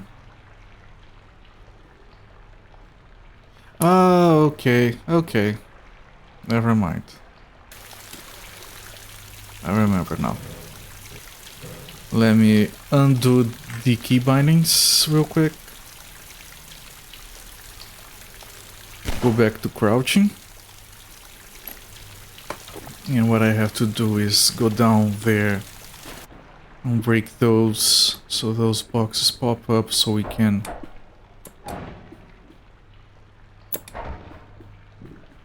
not even the boxes, these big wooden rolls of whatever.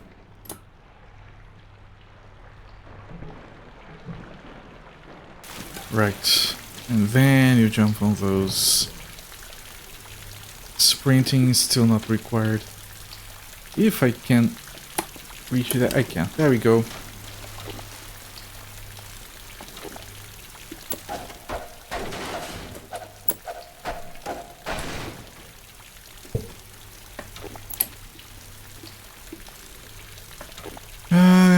I'm low on ammo. Food starts sizzling in the other room. Can only make out some of what you said. Do you know what the last boss will be before leaving? No, I did not. I did not check that. I do not remember.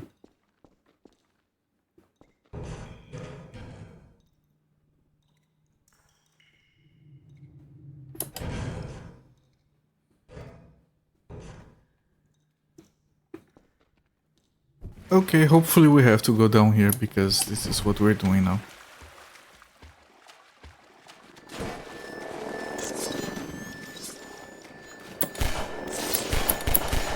I know there's another one behind me.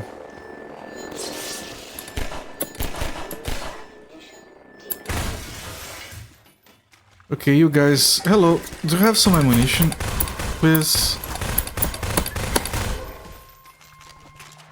A little bit.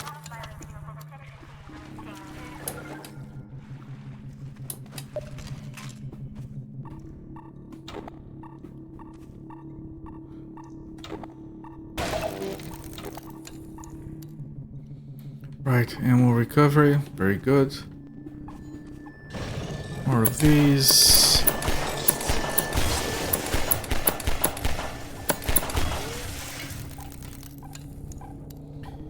Please leave no bomb head.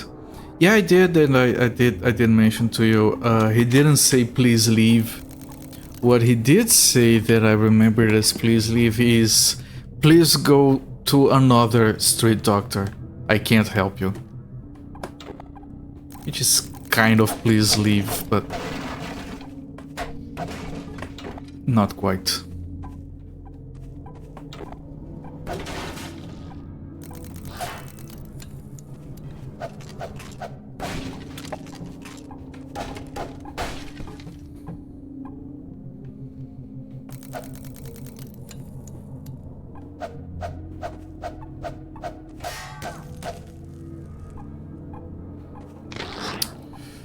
Ah, shit.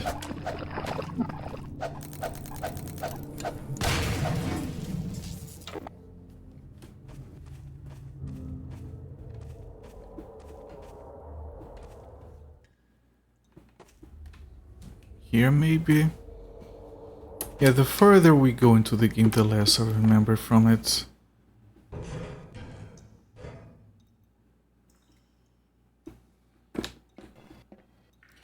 And, yeah. precise platforming with this. Not trivial. That part is easily obfuscated, that's fine.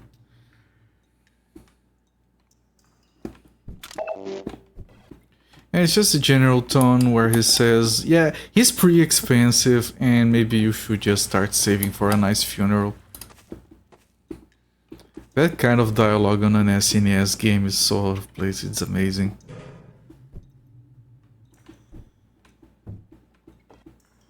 And that was 1993. Okay, this doesn't feel stable.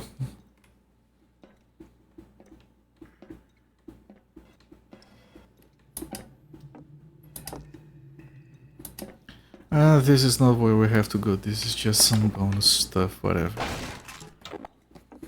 We can use it.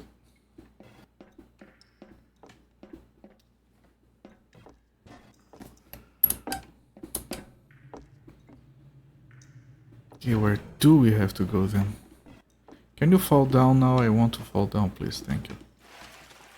Although maybe we can fall down on the other side, or maybe that's what you're supposed to do. Let's try this again. And maybe fall down here. Yeah, looks like it.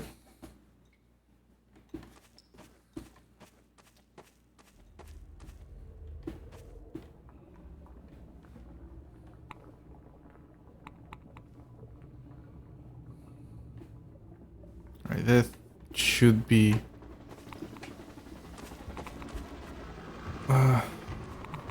hazardous because of the noise. Radioactive. Whatever.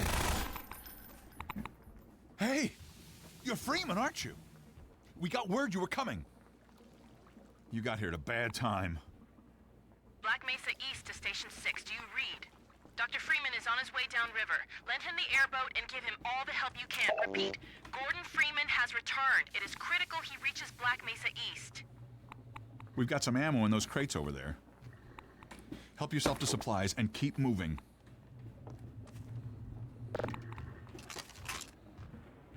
Alright.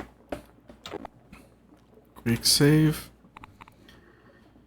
Despite your recent frustrations, incredibly good, incredibly cozy feeling game. It is. Like, it does have some obscure parts with figuring out what to do, but the game earns your time with everything else that it does. It's very unique for the time.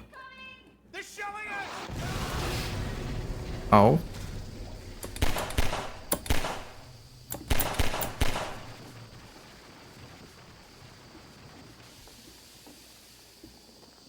Like, I didn't have a similar experience to that until many years later when I had the chance to play Fallout.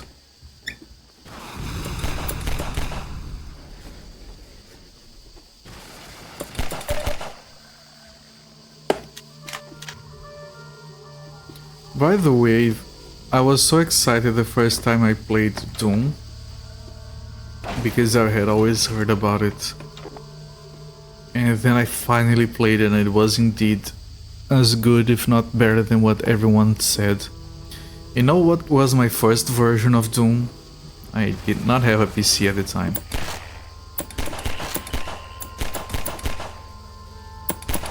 First version of Doom that I played back then was the SNES version.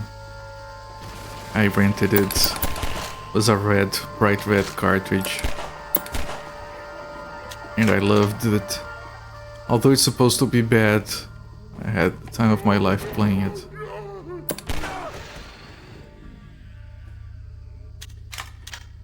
That was during the days when there were more differences between games of the same genre and people figuring best practices, which I really prefer games when people don't know or don't stick to academic best practices.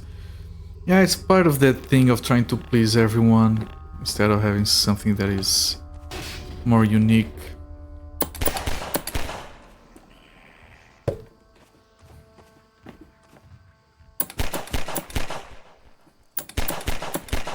I think there's space for both, you know, enjoying people trying something different, which is something I do a lot on this channel, and people just polishing the hell out of existing concepts. There's space for both, it's just that nowadays the first type is not as common.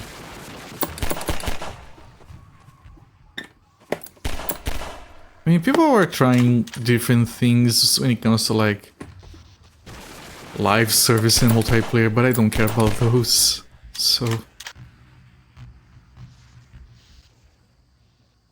The refinement, yes, not the same as... I mean, when it comes to refinement, I don't know what's your opinion on the newer Zelda games, but that's Tears of the Kingdom. That's just like everything they did, but then just refine it 1,000 times.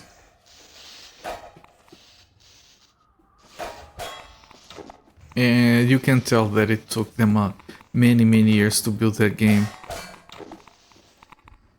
And to the untrained eye, might look like it's just Breath of the Wild with extra steps, but no, it's just refined and polished all the way to hell. You piece!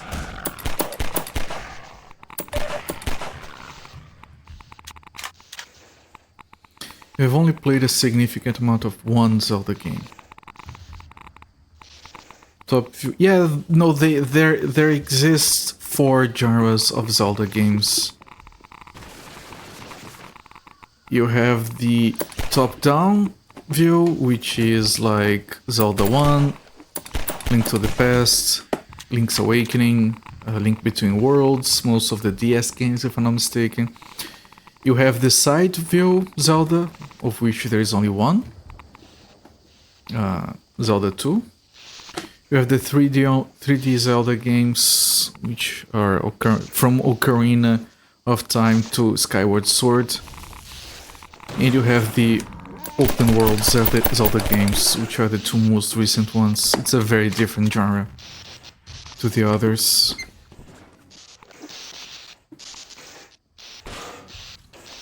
CDI are 2D side-scrollers like Zelda 2.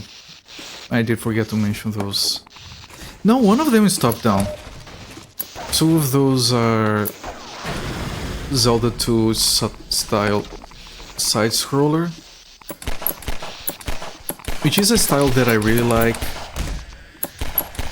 but they never used it again officially other than those 2 CDI games.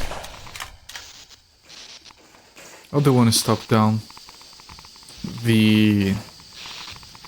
Because there are 3, 2 are the same, they're just like slightly different campaigns, and one of them is very different. I want to say Wand of Gamelon is the top-down one, but I'm not sure.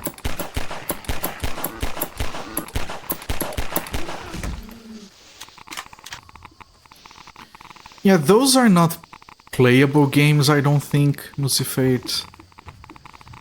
But I haven't done much of a research. Also, I'm sticking to officially licensed.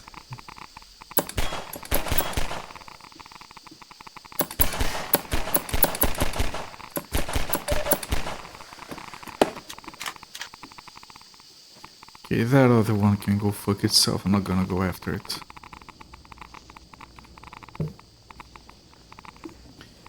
You thought they played significantly different? Which ones? The CDI ones? Because they tried to just copy the genres of the games they're trying to copy. I wouldn't say that... Like, of course there are worse games, but as far as genre goes, I think they're pretty much the same. Yeah, here's the first driving section we're gonna have to deal with. Mr. Freeman, I've been hoping you'd show up. Got this airboat all gassed up and ready to go. It's gonna be tough dodging civil protection out there in the open, but drive hard and you'll make it. Drive hard. Help up at Station 7. Just a few bends up the river. It's the old red barn. Climb on in and fire her up. She pushed me. She really wants me to leave. Go ahead and get in the I am very familiar with the CDI games. The top-down view one is very like basic Zelda top-down view. It has dungeons with maps and everything.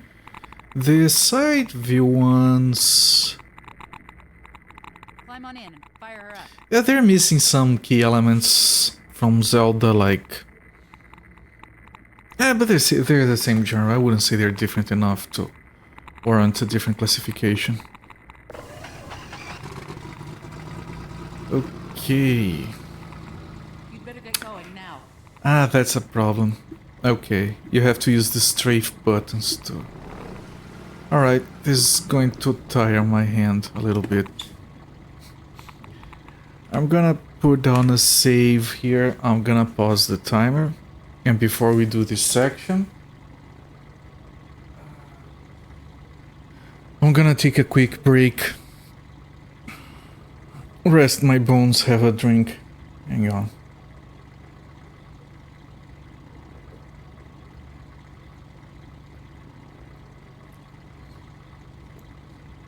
Yeah, that's good. So I'll take a break, go to the bathroom real quick. I'll be back in like 4 minutes. So don't go anywhere. I'll be right back. Alright, we're back. Let me resume the timer. Let me resume the game. And let's see if I can like do a little bit of rushing with this. I don't know. I gotta stay here. There could always be... I gotta stay here, and he left before I could finish talking.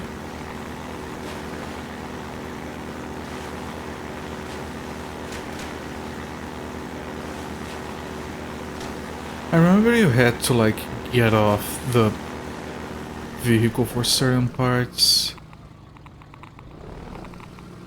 Like here you have to open that, if I'm not misremembering it.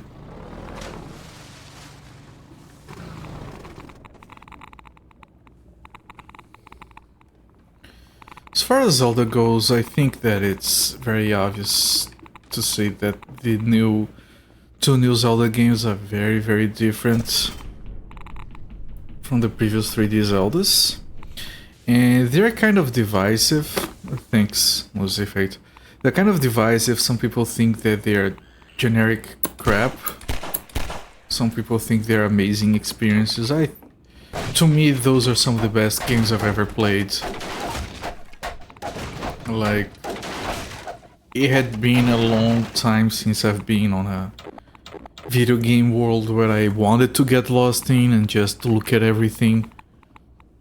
They were quite magical for me, to be honest. But I understand why people don't like it, because in the end they are open world games. They do have their flaws.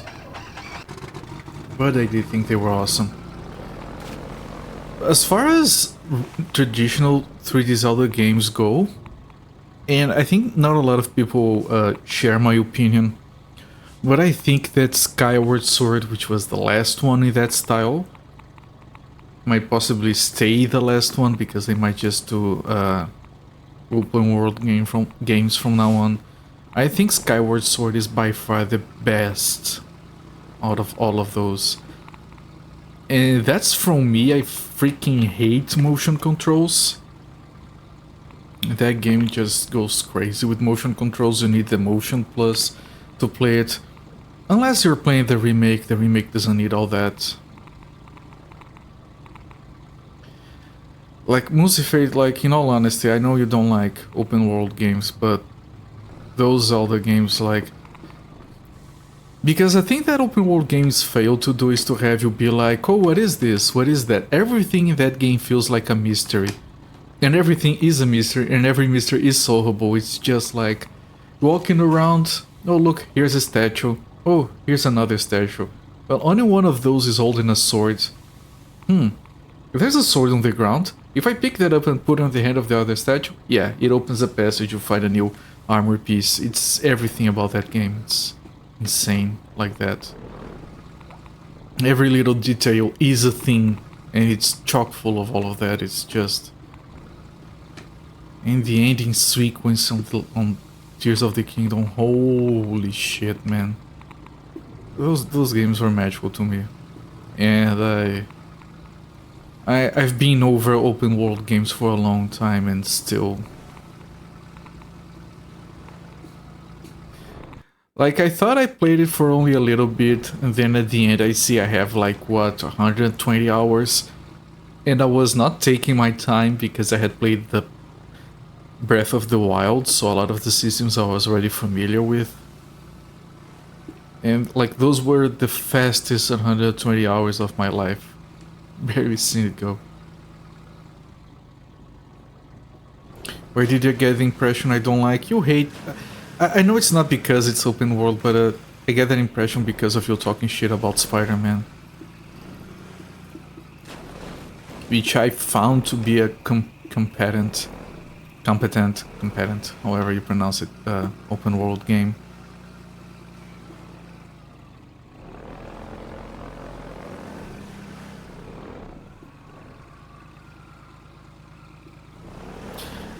Right, but I wouldn't classify Ark or Factorio as open world games.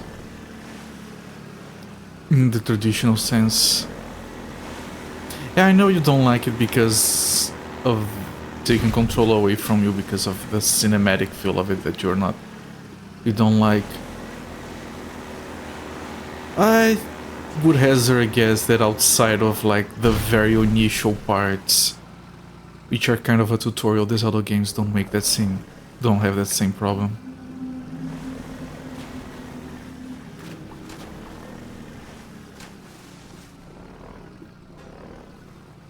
Ah, right, I remember this.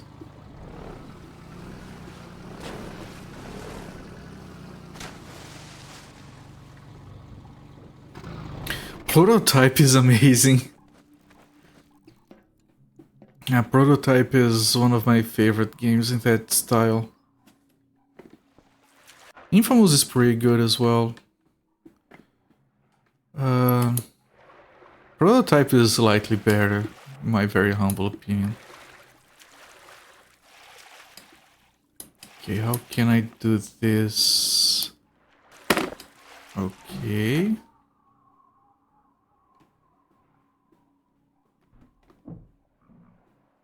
Is that good enough? Or do I need another one? Is there another one? Oh, there is one all the way over there. You liked Infamous more. I liked the freedom that Prototype gave you gradually to navigate the world. In the end, you're basically just flying everywhere. Infamous is more polished. Prototype is more dumb fun.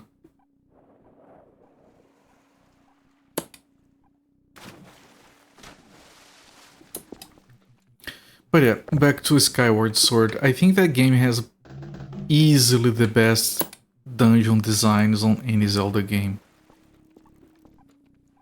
And I've played most Zelda games.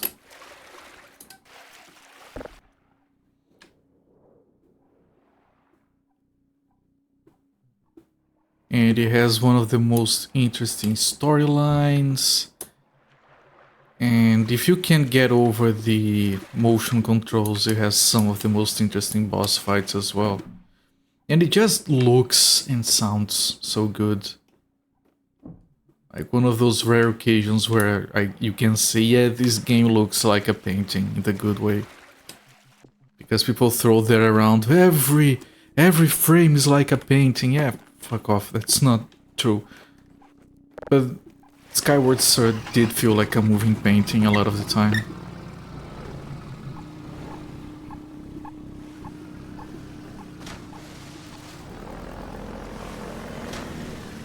What would Ark be to you? Not open world? Ark is survival. It's survival slash crafting. I do like the genre, but I don't... Open world involves a story that ends. It's basically like, here's a main quest, here's a bunch of side quests, here's a map that gradually opens.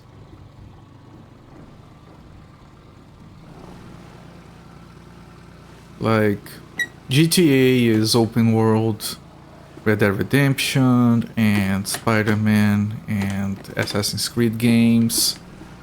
Hey,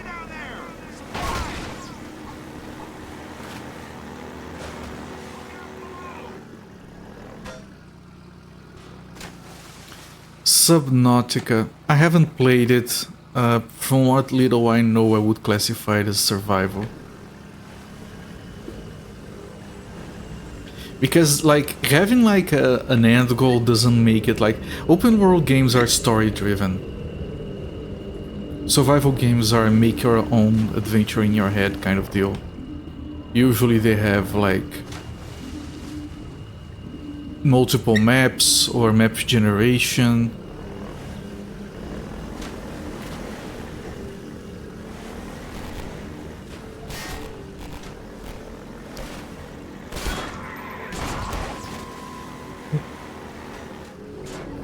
Like I said, I haven't played Subnautica. It could be an open world survival. Like it could be both genres. There's nothing saying that you only have to have one.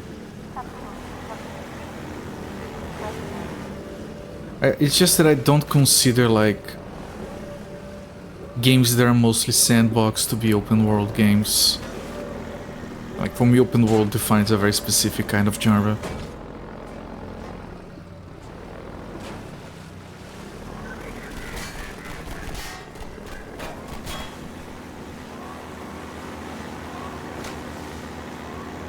Like those games, it wouldn't make sense to have a linear world, you know what I mean? Like you could have a Zelda game be linear, as most of them are, or you could make it open world as the last two.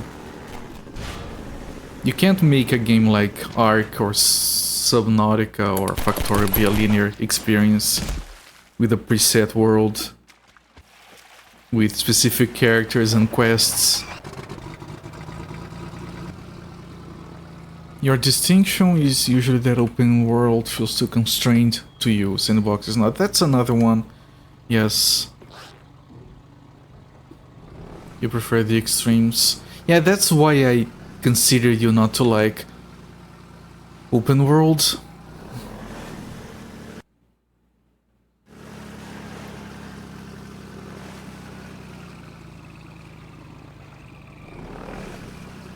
You want your open world to be open.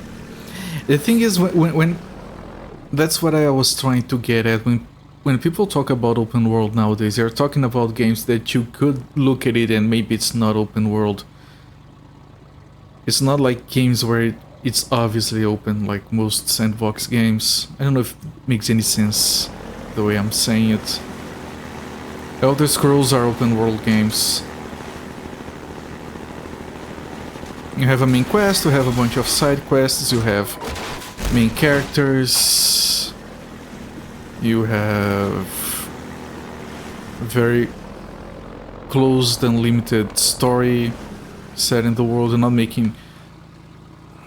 You can have fun in a linear way, you know what I mean? I think that's one of the major differences. If you want to pretend that Elder Scrolls is a linear game and just follow the main quest, you can. And you will beat it, and you will enjoy it. They are very open, they are. Of course they are. But you can't play them as linear. You cannot play a game like Factorio or Ark as if it was like a quest-driven linear game.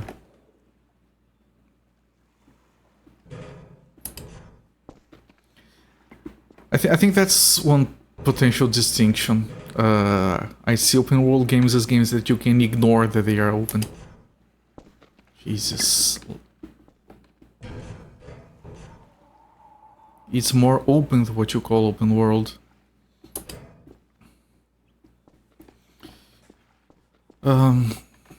Yeah, but you can ignore the openness. I think that's my point. What gets traditional... Because you say you don't like open world as it's used today because it's too restrictive. And to me that's kind of what defines what is called open world. Direct confirmation of a disruptor in our midst. One who has acquired an almost messianic reputation in the minds of certain citizens. His figure is synonymous with the darkest urges of instinct, ignorance, and decay. Some of the worst excesses of the Black Mesa incident have been laid directly at his feet. And yet unsophisticated minds continue to imbue him with romantic power, giving him such dangerous poetic labels as the one free man, the opener of the way. Let me remind remind all citizens of the dangers of magical thinking. We have scarcely begun to climb from the dark pit of our species' evolution. Let us not slide backward into oblivion, just as we have finally begun to see the light. If you see this so-called free man, report him. Civic deeds do not go unrewarded, and contrariwise, complicity with his cause will not go unpunished. Be wise. Be safe. Be aware. Alright, you asked if Shadowrun is open world. Here's the thing.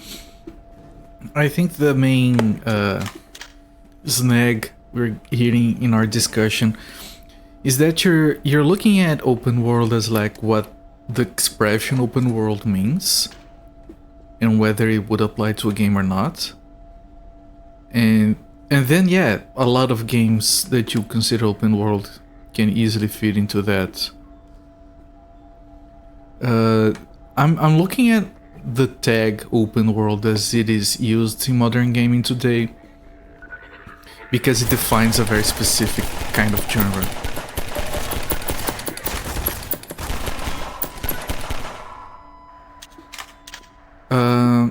In that vein, Shadowrun is not open world, no. It does not fit anything that you would expect from the tag. It's an RPG. Like, under your more generic definition, every RPG is open world. Every Zelda game is open world because you have an open world to walk between dungeons. And you can visit a town. You can go back to town, go back to the dungeon anytime you want. Freaking Rainbow for the SNES is open world. You know what I mean? I'm not saying it's a wrong definition, I'm saying that it's not very useful as a descriptor.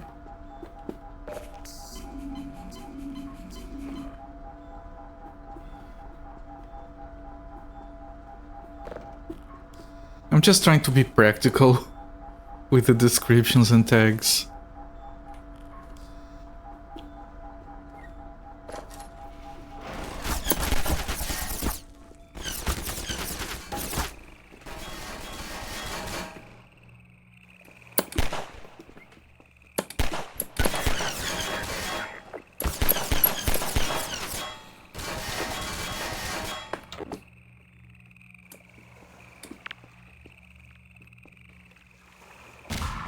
Nice. First grenade. Worked right away.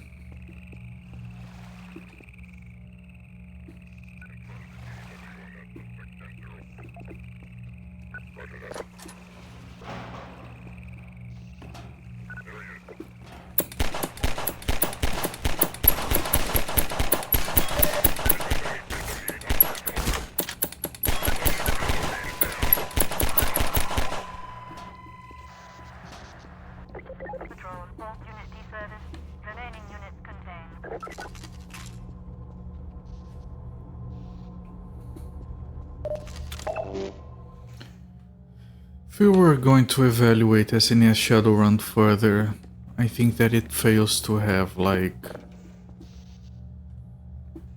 meaningful progression and side quests to do if you're completely ignoring the main plot. A game like Skyrim, you can just forget that there is a main quest and have fulfillment in a variety of ways.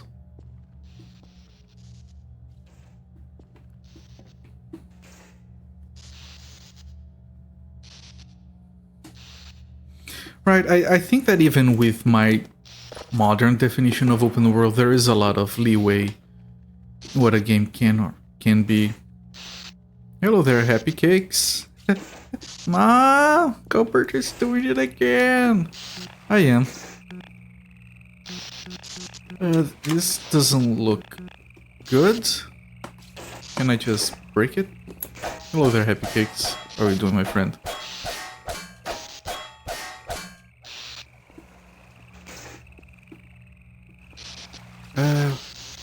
happens if I shoot these? Alright, that works. Not me. I was not here. Excuse me, everyone. I must be on my way. Oh, that was Happy Cakes. I'm gonna trigger that.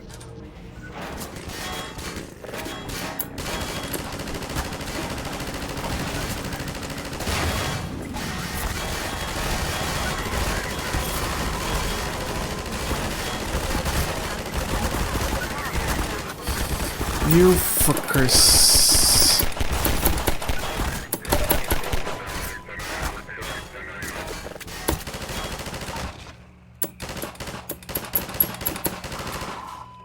Jesus.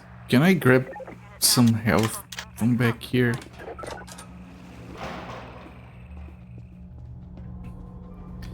Honestly, Zelda games, I think it's perfectly fair to suggest that someone with even a modicum of interest in old games just go through everything in order of release. Like, I find it amazing how Zelda games can like use the same tropes all the freaking time and still each and every single one of them feel fresh. And you're just like, how are they gonna do this feature in this game? What about that one? And they managed to keep it fresh. And each person is going to have their own preferences as well, of which ones they prefer. Most people seem to like Twilight Princess a lot, and I think it's a good game, but I found it to be on the weaker side. But a lot of people hate Skyward Sword, and I just think it's amazing. I don't like replaying Zelda games.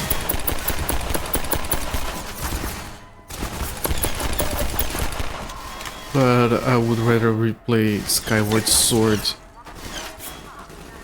than Twilight Princess. And I played Twilight Princess a long time ago.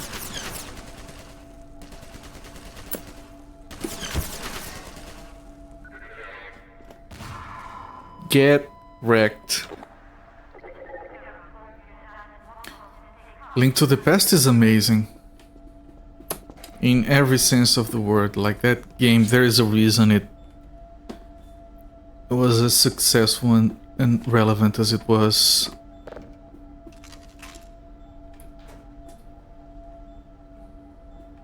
Like, so many games copied so much from that game for good reason.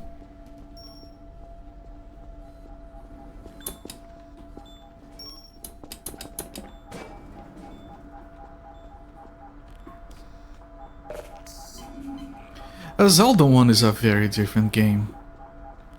Zelda 1 was them like, okay, let's... I saw one of... I don't know if it was Shigeru Miyamoto or who it was, that mentioned that they were having ideas for their new console for games.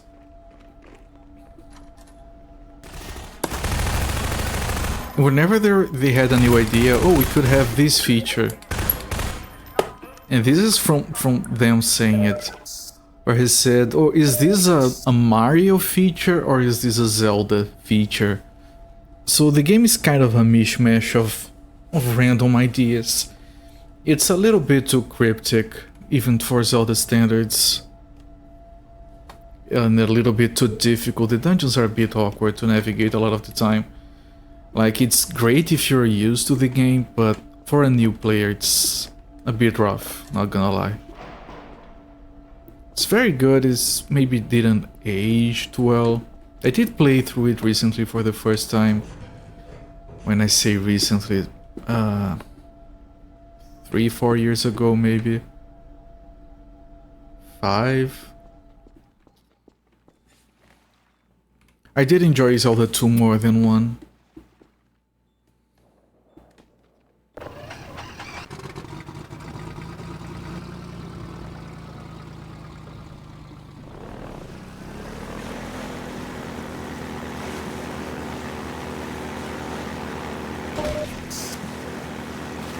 Okay, I got some health from that, apparently. Okay, those guys are shooting at me. There was a section with a big airship before the end of this.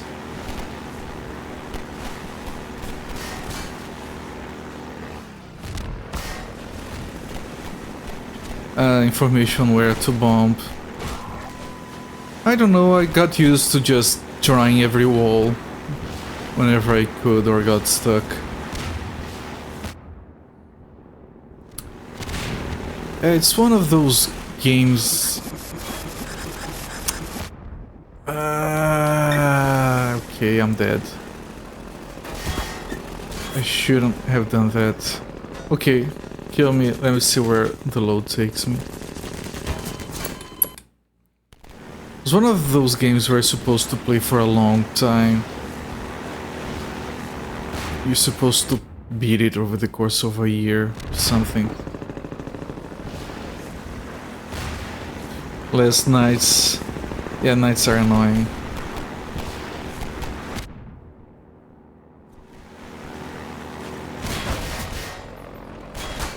Yeah, that game is very much a victim of old game design ideas. It was good for what they tried. It was way less cryptic and more polished than something like Hide Light, which came before it.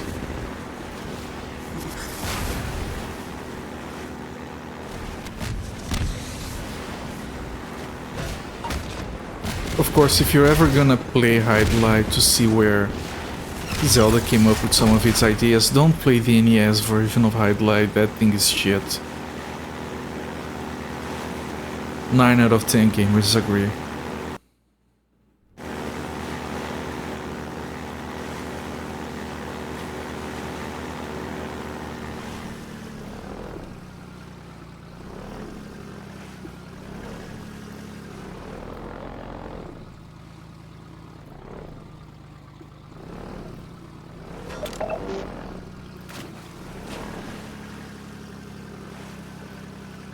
Yeah, big influence for Zelda. Atari ET. Didn't Atari ET came after Zelda in Japan? I know you're just joking.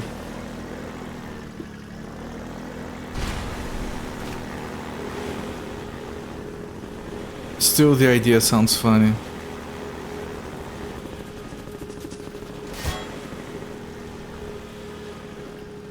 By the way, this is something that I completely missed the first time I played this game.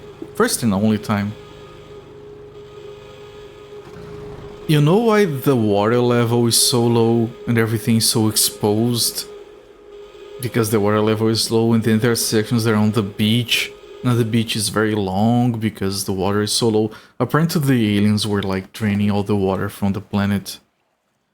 Some of the main resources they wanted from over here. Something that completely flew over my head when I was playing through this as a kid. Not a kid, this game is not that old.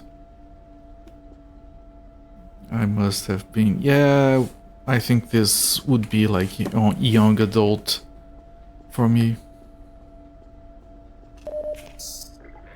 Ooh, the big gun.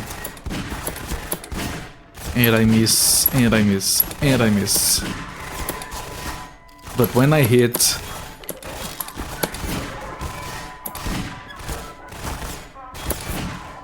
When I hit, it's very good. You think ET was a strong influence on Zelda? Looking at the timeline, it checks out. I respect your opinion, even when it feels like you're on drugs. Nothing wrong with doing some drugs every now and again. People come up with the craziest ideas. It's fun.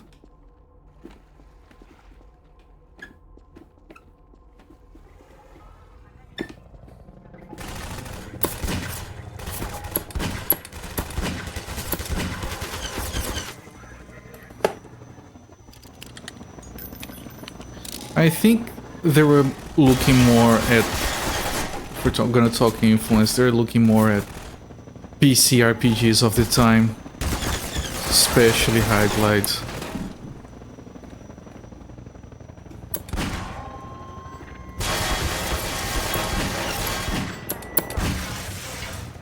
Because that's what Zelda is, it's pretty much just a polished,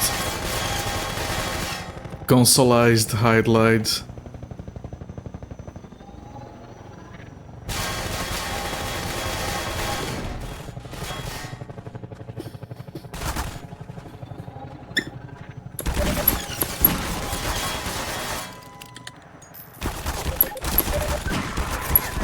It's easier to assume that E.T. shared some influences with Zelda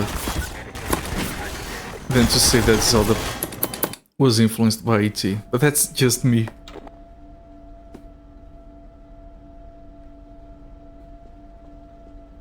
Yeah, I'm just joking around. Like, the Magnum is amazing. It was the best game of the first Half-Life. It's very good in here, but it's not being very good for this particular section.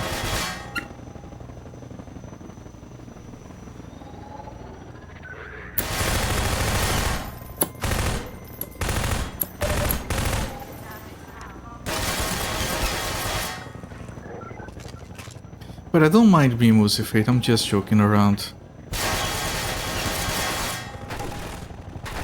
Who knows, maybe it was an influence. Just never occurred to me and it feels like very out of place as a concept.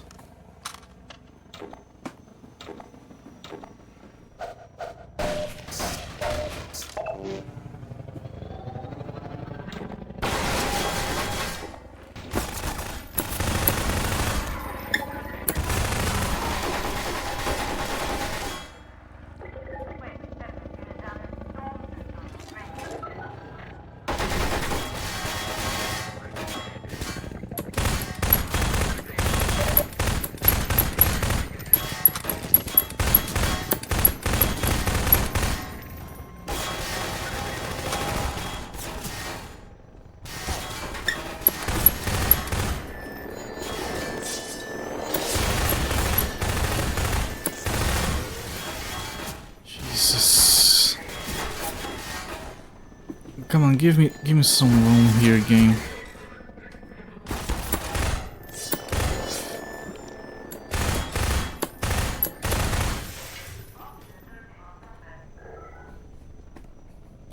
I don't know how you don't. Shit.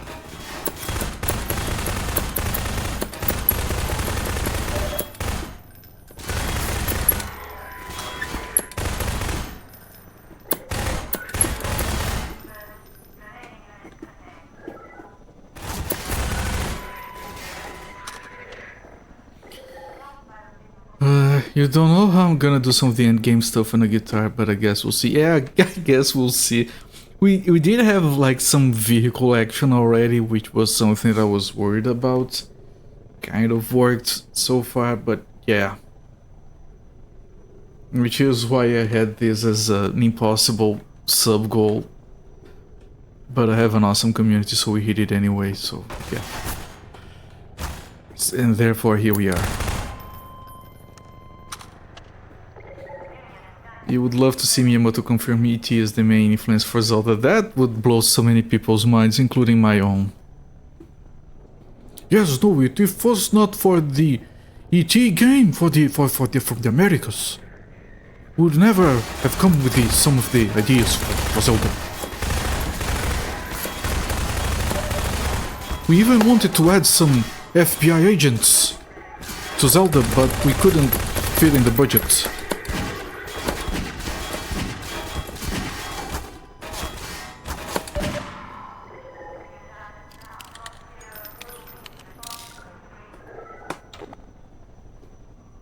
No, I know, Musifate, we're just joking around.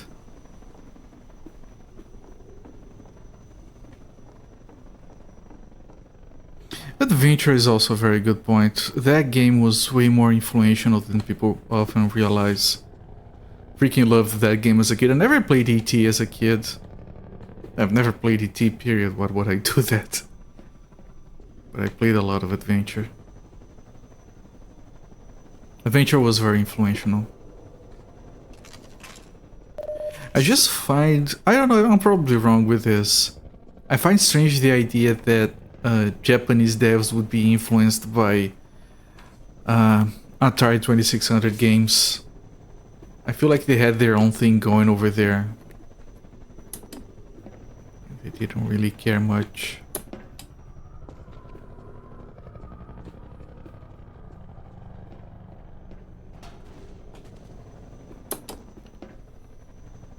For those who haven't been here since the start, I do not have a binding for sprinting, and I'm hoping the game doesn't require one.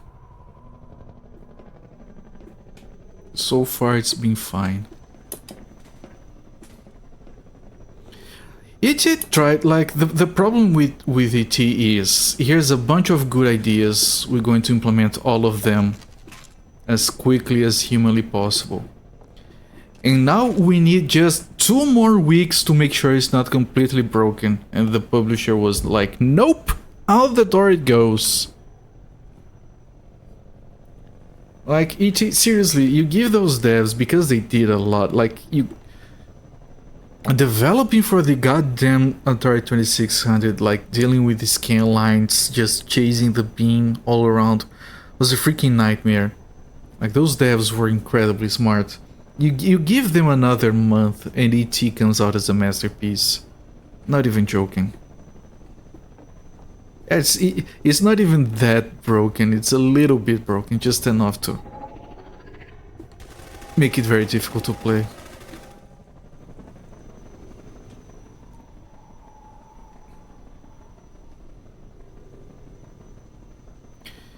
I think it meshed really well with the franchise, actually.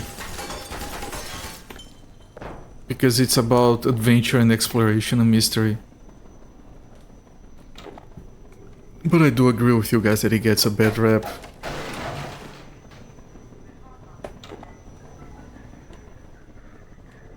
Atari. Yeah, no, you can't argue with graphics on the Atari. That's...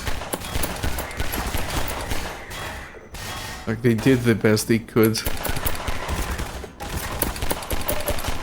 That was like a lot of my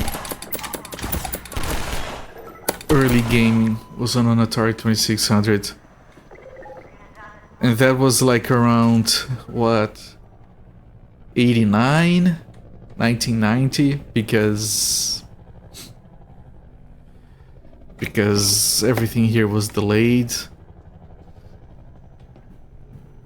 Because original Atari 2600s had to be smuggled in. I talked about this a little bit, it was a mess.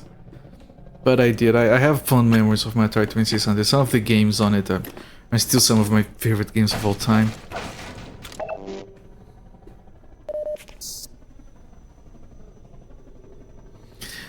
Yeah, the game works a lot better once you know how everything's supposed to work, like what you're supposed to do and how to get out of pits, as you mentioned.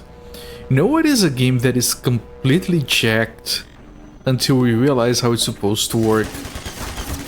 Then it's one of the most amazing, complicated adventure games on the Atari 2600. Raiders of the Lost Ark.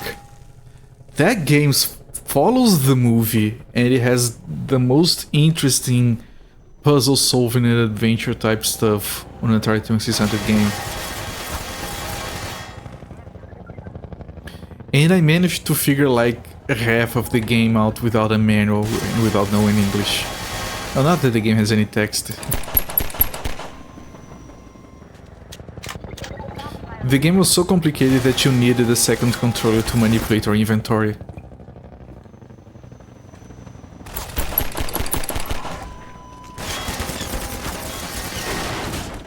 One of these days I'm gonna play that game on stream.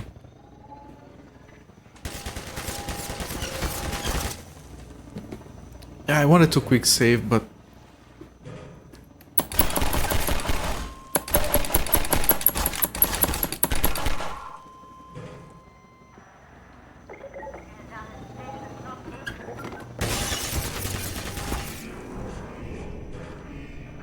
Okay, now we have to get back leisurely walking because we can't run.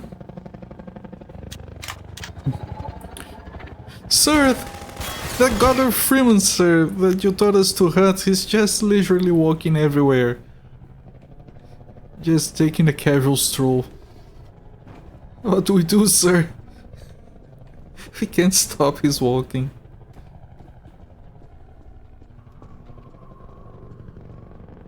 Can't you scare him so he runs? Sir, I don't think he knows how to run, sir.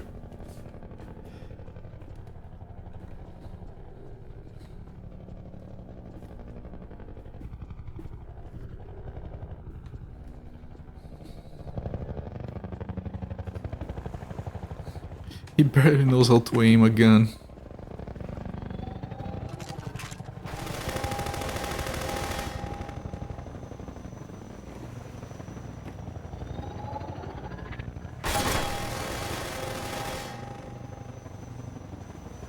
Right, you think he had to have some influence because of the visibility it had at the time.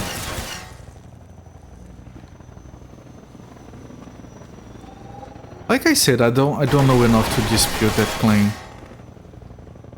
It's just that back then Japanese devs were very isolated, so Western influences weren't as relevant for them.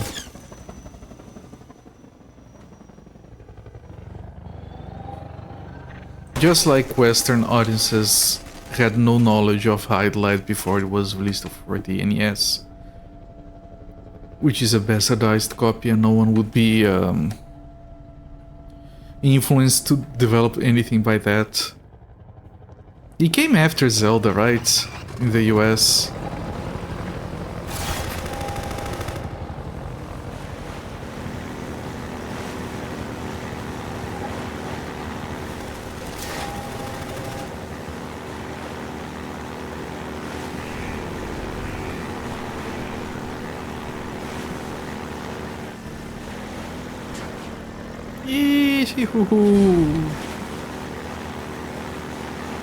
Can't stop the Freeman.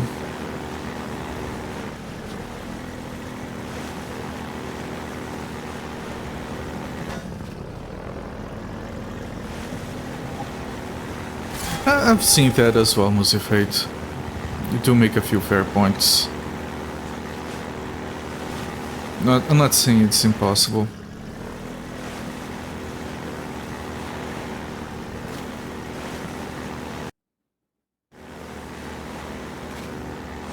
Right, this was the final sequence, I think. Did we have to kill this thing here? I remember being stuck on this part when I played this game 20 years ago for a long time. Yeah, here's some music.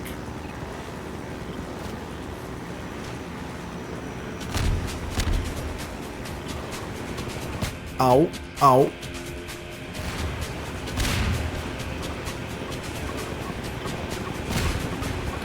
Ow, ow, ow, ow. Jeez. Action music.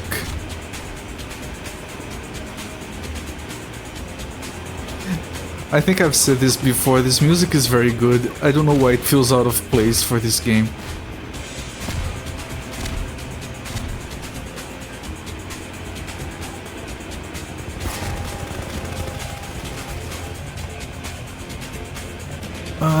Where do I go? Over here maybe?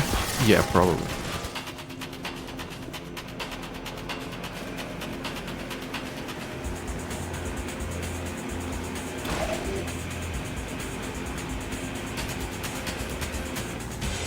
Alright, so maybe we can just agree that Zelda is basically E.T. 2.0 and then we're all good. Ow, ow, ow.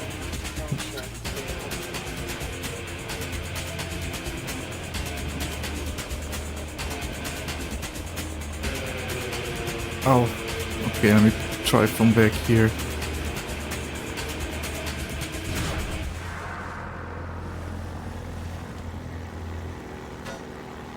Don't slide to the side. There we go. Okay, don't die. Ow. Speaking of don't die.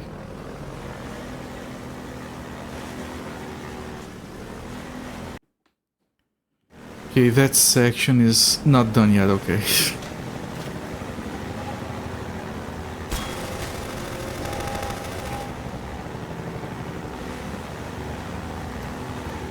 Okay, this is probably where I get off. Or maybe not. No, it has to be. We're on this thing. Please have mercy, I can't run.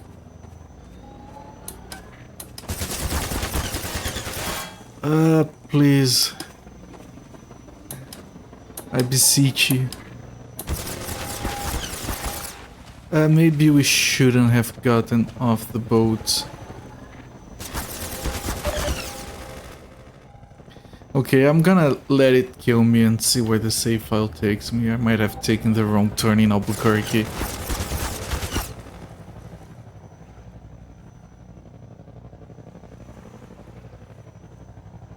Yeah, I didn't have that same experience, IPKs. First time I played a Zelda game, it was Link to the Past. I didn't have an NES growing up.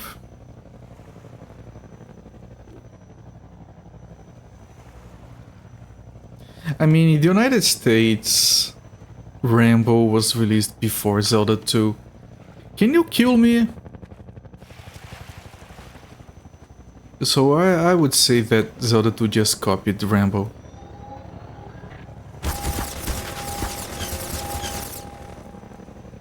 Come on.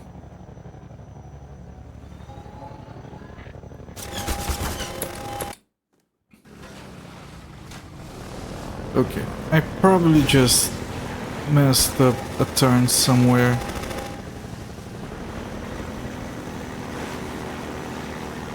Or maybe I do have to jump through. You... Okay, yeah, you just do this instead. Yeah, let's hit all of those.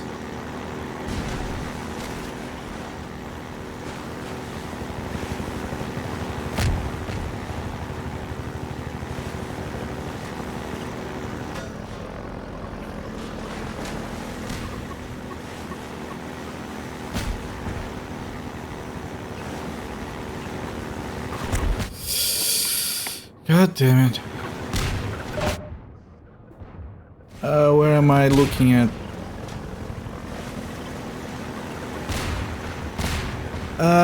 You fuckers, I don't need more trouble. I need less trouble, please.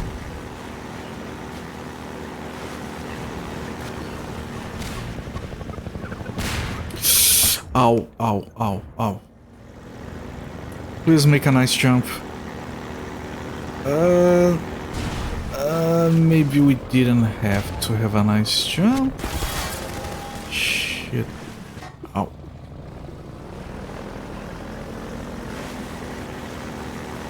It's fine, it's fine. Ow.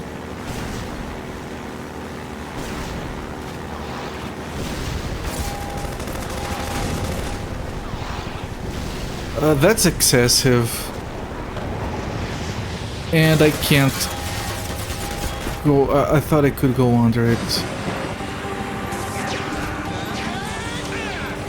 He has seen the future, and it's not real. The future. Not real. Yes. It isn't. As long as we have Oreos, it should be fine.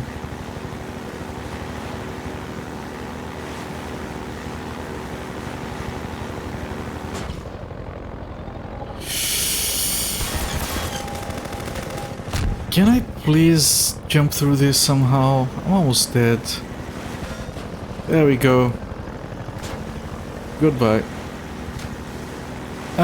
Can we survive? Probably not. I'm trying. I'm trying.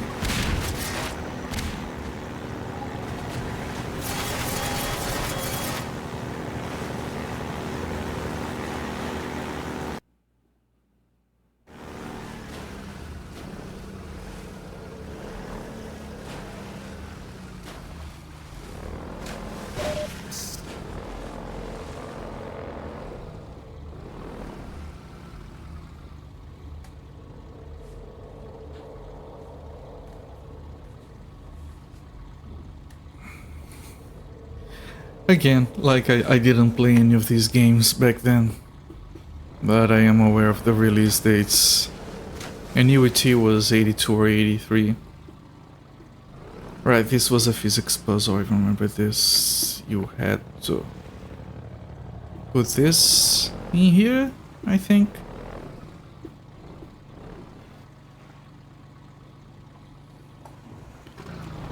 And then we'll take this out because it doesn't serve any purpose.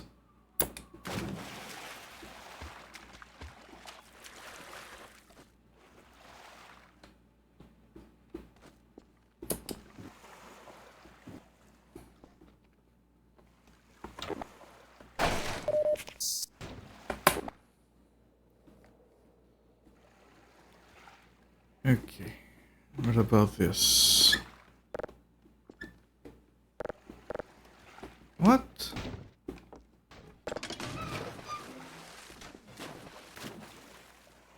Ah, right.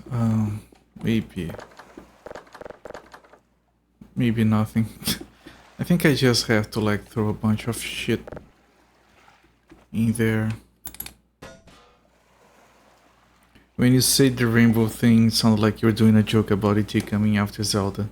No, it's because like Rainbow came out after Zelda 2, but it doesn't matter. They were both like based off Japanese computer games. They didn't copy each other.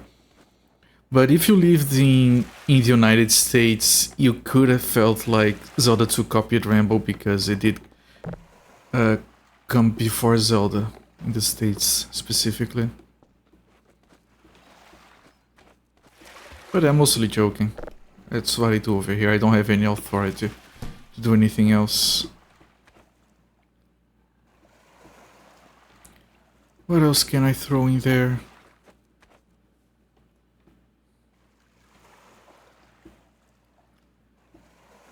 Maybe I can...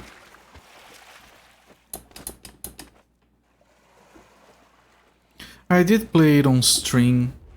It is basically same Zelda 2 mechanics. Because they're side-scrolling RPGs, that's a genre that existed before. Just not very known in the United States at the time. It was very common in Japan. A lot of people really like those kind of games. I'm one of those. Okay, I think that's it. Then we use this as a ramp. Oh! Minor fracture detected.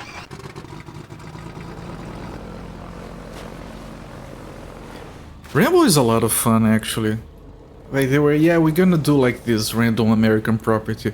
Let's just stick with what we know, do a genre we are familiar with.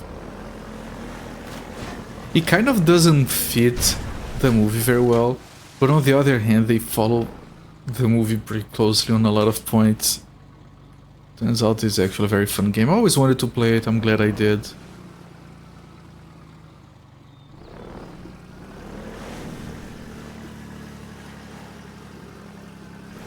I think there was a section here where we met some people.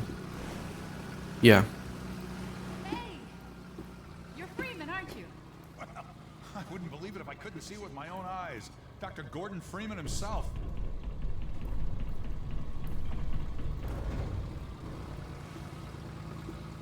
You're just in time, Doc. We gotta move out before the Combine picks us up. We're just getting ready to pull out. Okay, let me swim around here a bit. I'll be right with you guys. Why is Dr. Freeman swimming? I don't know, he never says a word. Come on in. I'll show you what you're up against.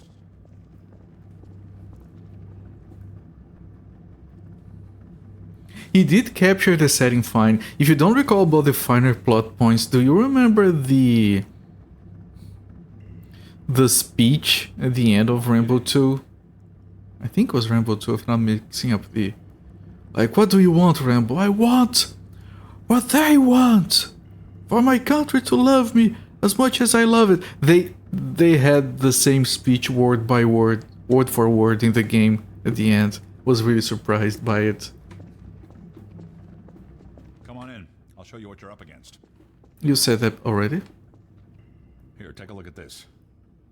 This here's the dam. It's just up ahead. Eli's hideout is here, a stone's throw from the apron and nestled in the old hydro plant. But getting there, with that hunter chopper on your ass, next to impossible. Good news is, the Vortigaunt's working his magic on your airboat, so you'll have a little more firepower going forward. I think he's just finishing up now. Go on out.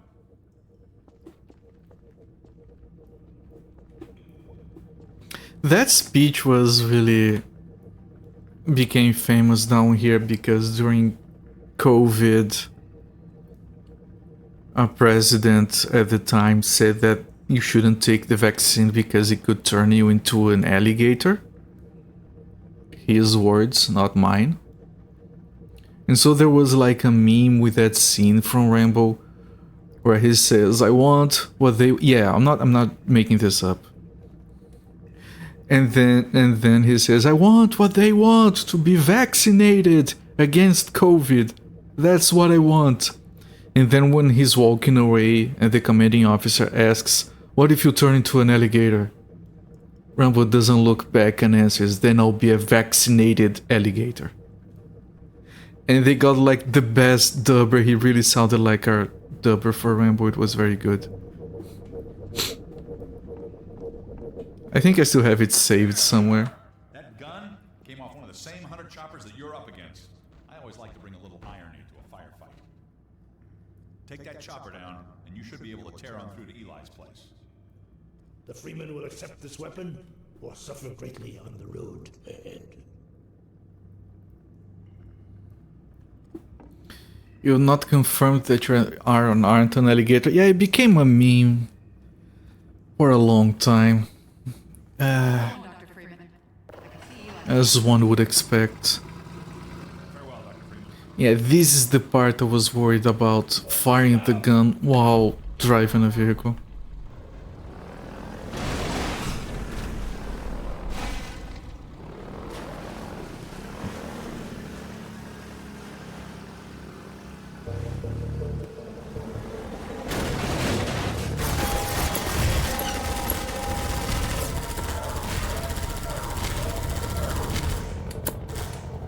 It regenerates ammo, okay. I wish I could just do the entire fight from the safety of the tunnel.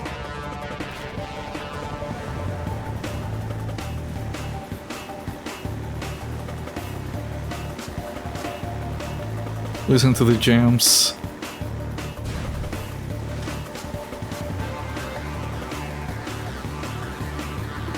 It's going to close, right? Yeah, of course it will.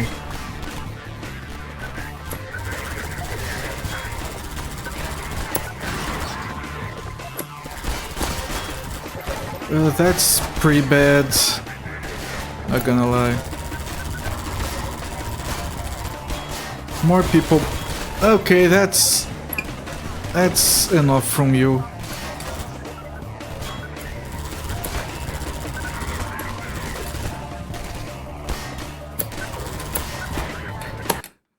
Yeah, this is a little bit difficult. Not gonna lie. Driving and shooting at the same time.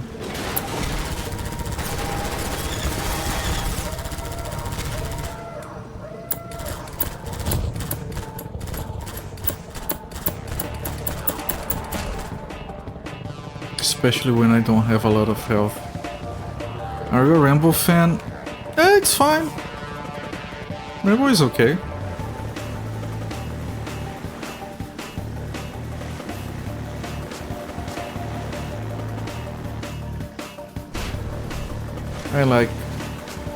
I want to say I like dumb action movies, and that might sound offensive to people who like Rambo, but I say that like as a good thing.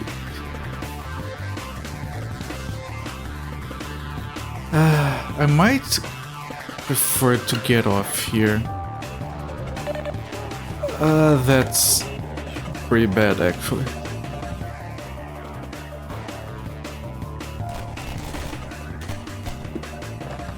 This doesn't open. It It's trying to open. Okay, hello everyone. Nice to make your acquaintance. Here's some health packs.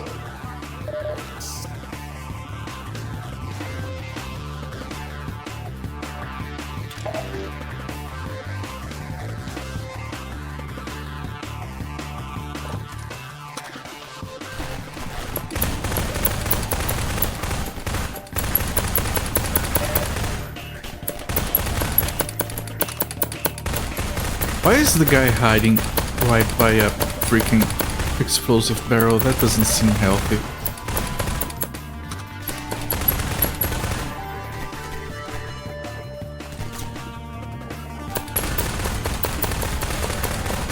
There we go.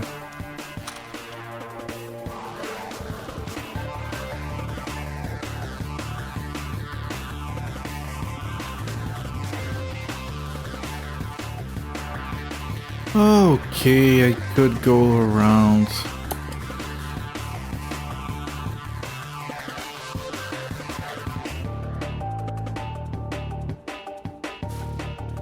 Okay, try not to take damage. Did it?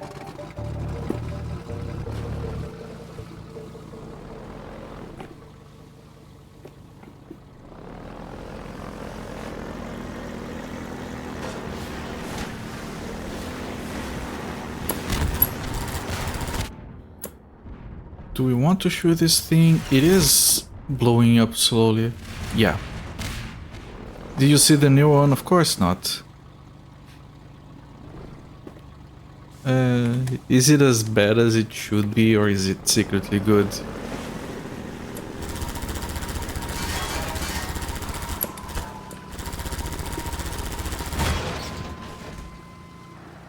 It's good? Okay. That's a surprise. I should take a look then. I mean, of course not, because it's a new movie based on an old franchise, so it sounds like a cash grab, like... I don't know, it's called John Rambo. It's a dumb name, just have a number there.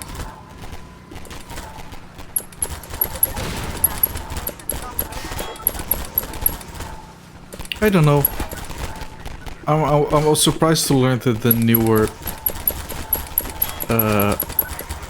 Indiana Jones movie is actually not that bad, so who knows, maybe they're learning a thing or two.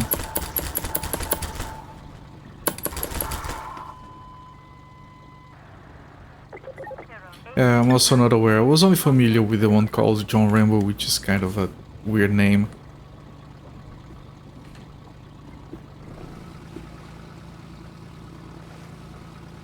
I might have watched The Creed, and I don't quite remember. I think I watched it and I found it boring, but I could be misremembering. Just go. I already took the damage anyway.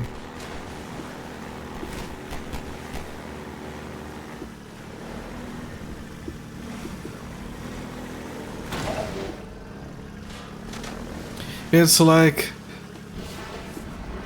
this is going to sound dumb and unfair, but it's like those new movies, they focus on the drama, and I don't watch them for the drama. I watch them for the corny one-liners.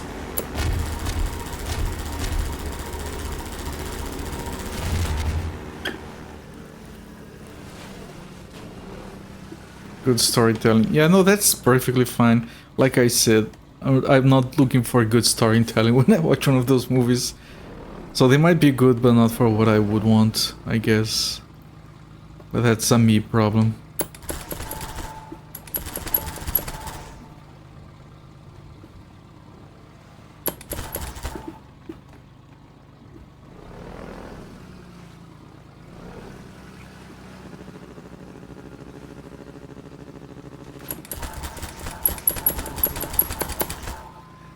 It's interesting because your view on action movies is very different from mine. Like, you think that they are worse than they used to be because they lack good storytelling. I feel they are worse than they used to be because they got serious instead of being dumb fun. It's like we value very different things in the same movies.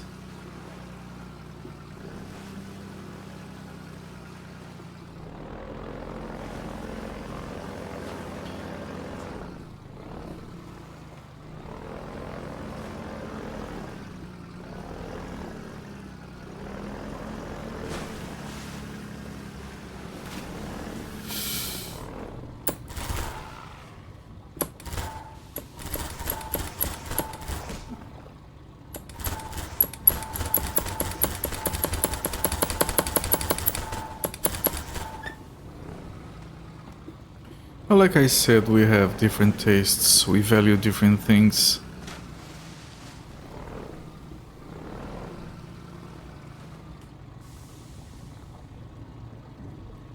I think that serious storytelling is personal preference. I think it's wasted on an action movie. You can have that, but if you're gonna make an action movie, then make it dumb fun instead. There are better venues for storytelling. My personal preference.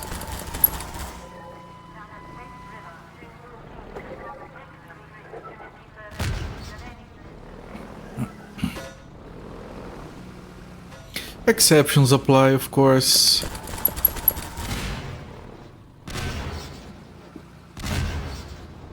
I think the biggest example of a movie that is an action movie, but it's focused on storyline and not dumb fun, and it's a movie that everyone loves, of course, it's the original Matrix.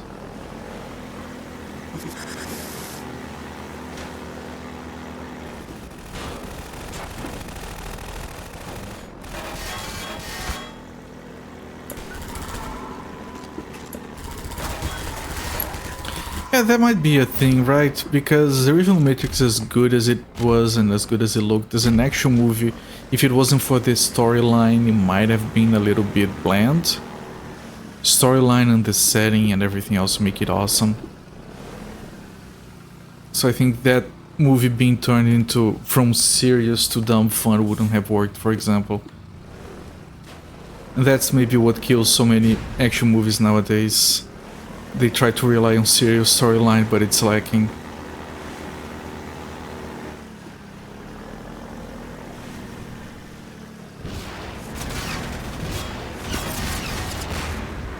Yeah, I've seen a lot of people complain about the newer Bourne movies. I think I watched the first one, it did have a good storyline, but... Okay, we killed that one. That was way better than I would normally expect. Because we are moving and shooting at the same time. That's not trivial on a vehicle with this setup.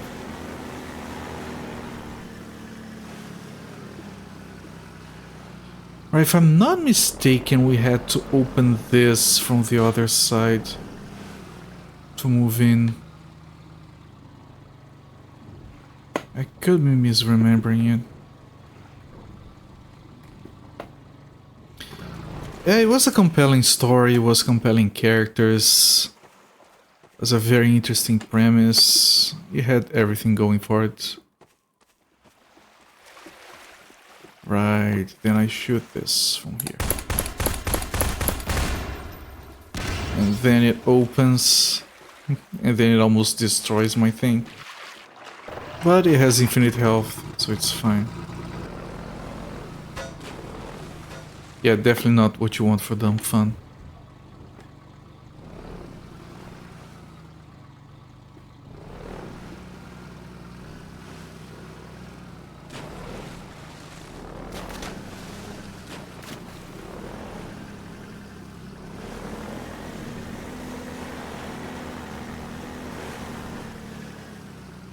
Okay. I might not have... I do have enough speed. Alright, this has been very productive so far.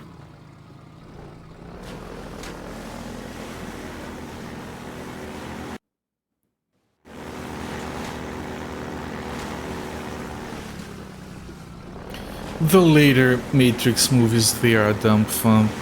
Kind of don't have a very good story a lot of the time.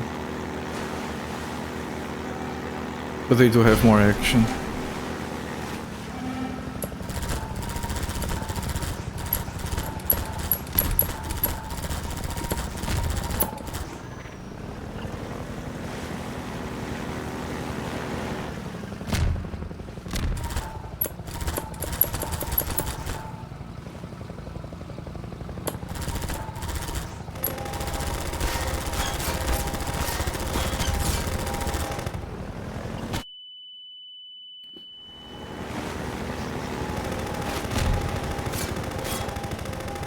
Right, you're saying that you can be both. That's fair. Shit, can you?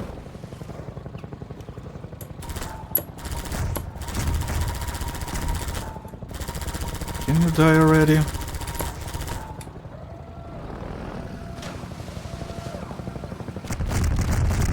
Please tell me it doesn't fly straight towards me. Okay, I think we're alive. I think this might be a health pickup.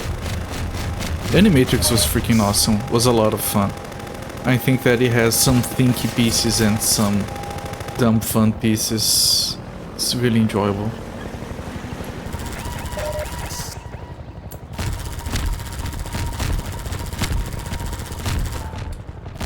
It has good variety, really.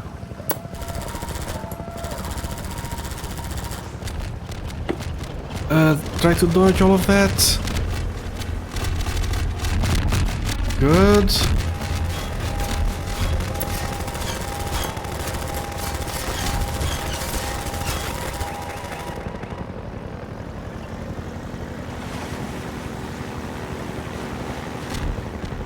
Yeah, I think they also had a good pacing with, like, the order of the stories they had. So you could rest your brain cells for one, and then you have less of a spectacle for the other. But a good storyline.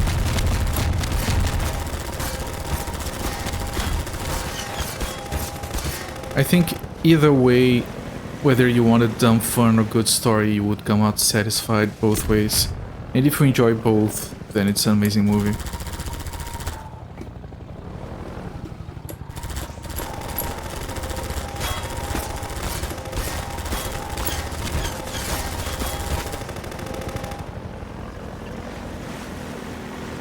Haven't watched Beyond Flux.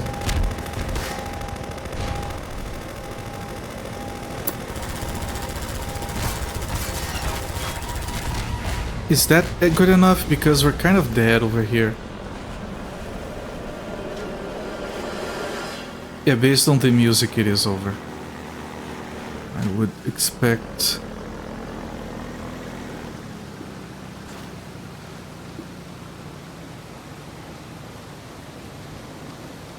Alright. I'm gonna save.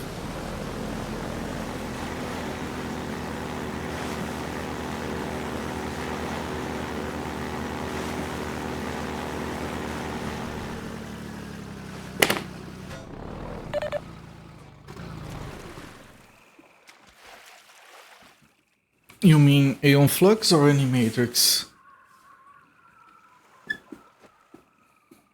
If you're saying that, it's probably talking about Aeon Flux. Yeah, I'm fine with trying to watch things that might have been a thing of its time.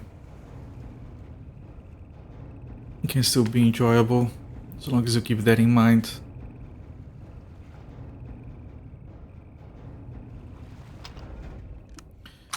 Like, I was a little bit worried if it hadn't, like, aged well or something, which, looking back, was kind of a dumb idea. But I had never seen... I only heard about Akira, always heard it was very good. I watched it for the first time, like, a couple of years ago, and it did age fantastically well. It's just a feast for the eyes and ears, that movie.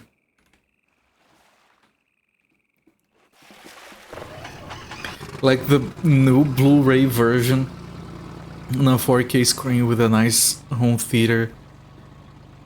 Like, it's just like, you could watch the opening 10-15 minutes of that movie on loop for hours and it would be fine.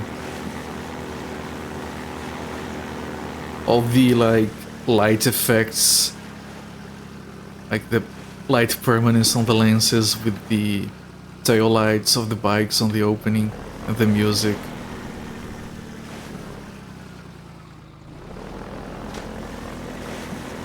You just paint such a nice picture to get you ready really into the world before it goes a bit crazy. And then it gets a lot crazy, but by then you're like, fine, just inject craziness right into my eyeballs.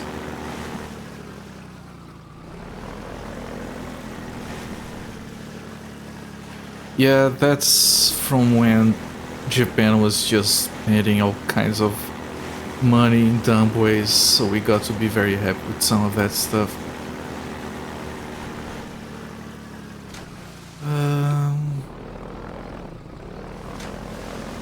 Just trying to figure out where to go. It's probably up there. Yeah, there's a thing here.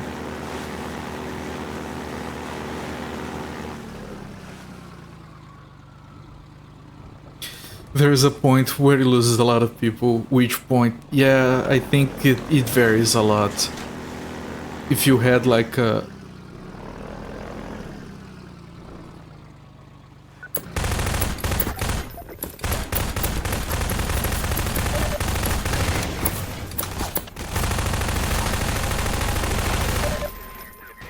If you had a room with 100 people, and every time someone gets lost by the movie, they just walk out of the movie theater, it would be a very gradual process.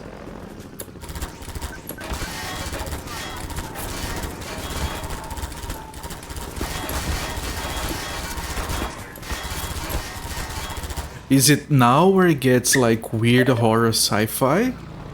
Or is it now with the weird gutsy fight monsters? What about now when... Yeah, it's... The movie's fantastic, like it just...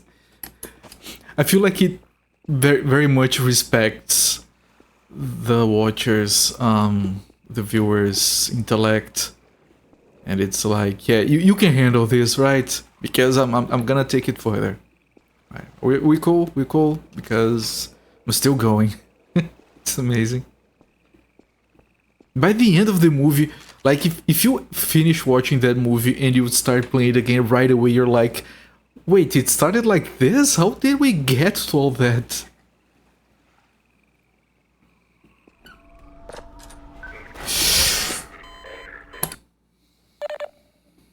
Is there a window I can throw a grenade in, maybe?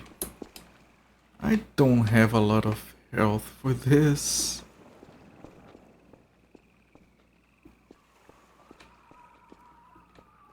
Or maybe I don't need a window.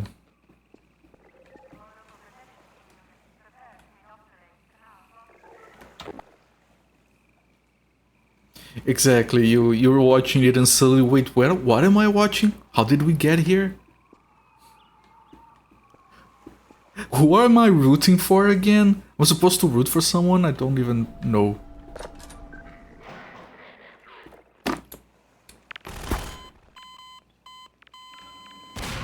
Alright, I killed them, I win. They lose.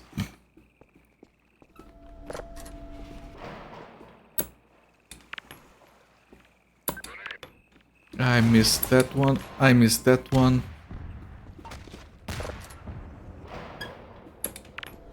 And that one? What about this one? This one is good, right?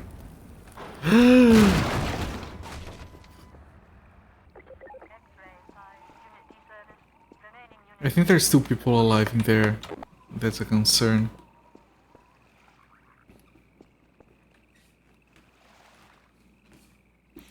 Yeah, that's like... It's good storytelling, like, no character is perfect, everyone has their own motivations, but it's difficult to do good storytelling like that. Like, how do you care about people who are portrayed in a realistic manner? People are complicated. And that movie is a good example of characters played like that. Alright, we recovered.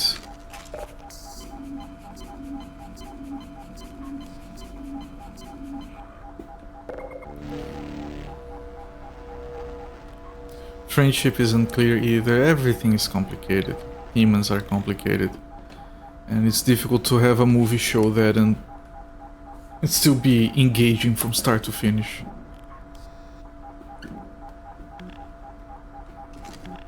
It kind of gets to a point where you're like, I don't know where this is going, but I'll be satisfied either way.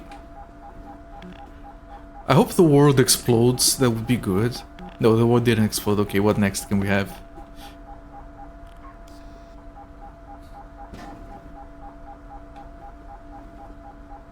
You're in the mood for Akira. It's always a nice time for some Akira. I should watch it again sometime.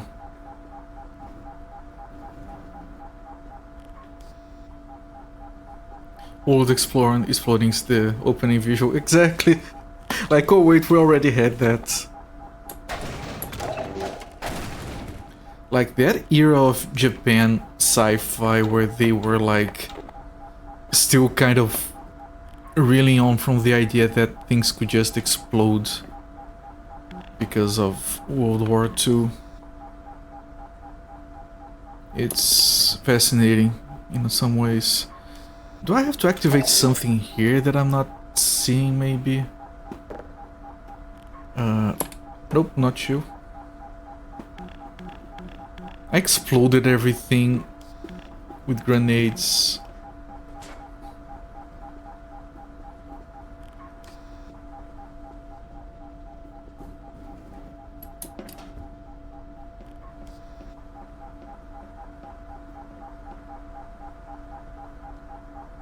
I feel like I need to activate something. Okay, this is clear now. Let me see. Anything here? No. No. No? Is it just the resources in here? Maybe it's just the resources.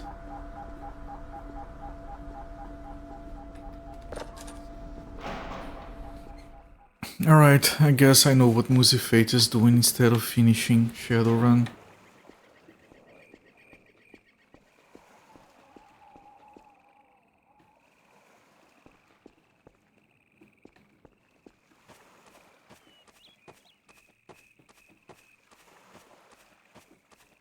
Right before the vampire boss. Yeah, you're welcome. Alright, there was that thing over there that I wanted to get to with the passage to the other side.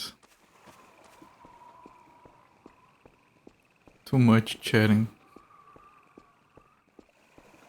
Right, I wanted to get there. Okay, I think I can get there from here. Alright. Put down a quick save.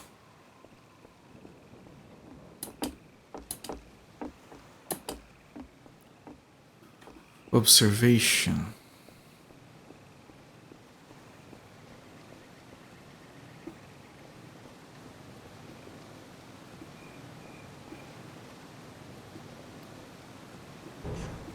But I gotta say, I'm very satisfied with this playthrough so far. This has been going swimmingly.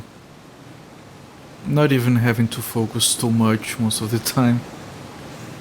Just a little bit here, little bit there.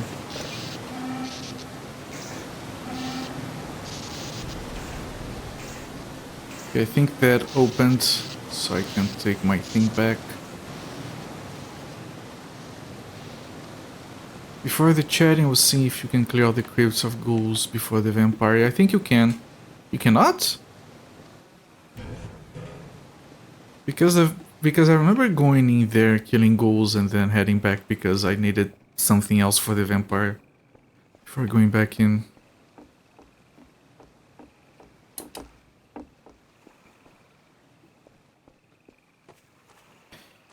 Don't even remember you're using a guitar most of the time. That's a compliment. Thanks. There are a few times where I feel like it's worse with the guitar, but I'm so used to it by now. Like half the time I'm not even really thinking about what I'm doing. I've gotten to that point where the controls kind of feel natural.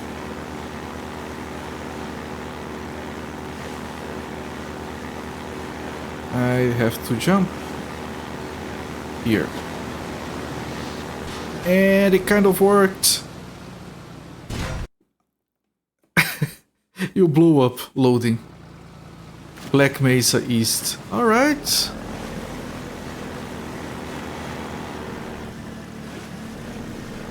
Right, I remember they don't stop coming. That's true.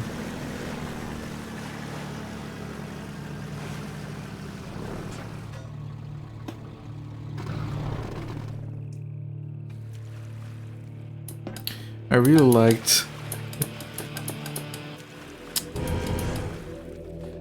liked Epic Cake's comment.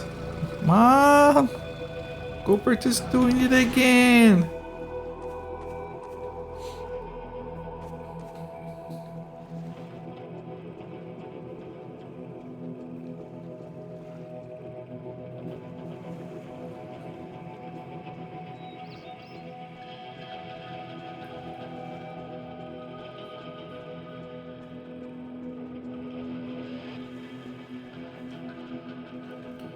You won't cry to mom unless I take my hair off?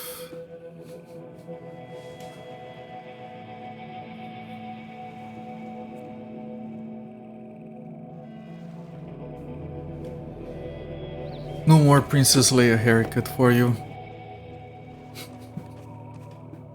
Mom!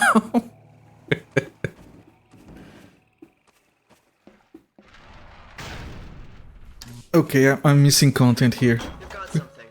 This is when you talk to Alex and you get the gravity gun, if I'm not mistaken. Hello?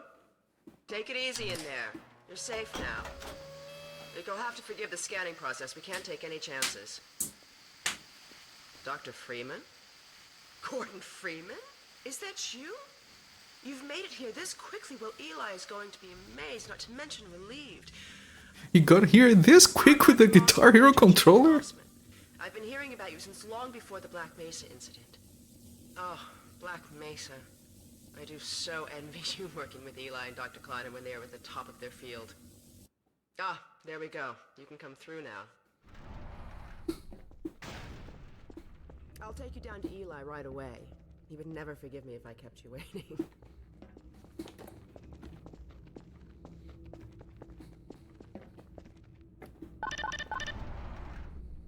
We could certainly use the extra help around here. We've covered a lot of ground in the last few months, but things would go so much faster if we had more people with your training. I'm not staying, lady. We're closing in on a reliable local teleport technology.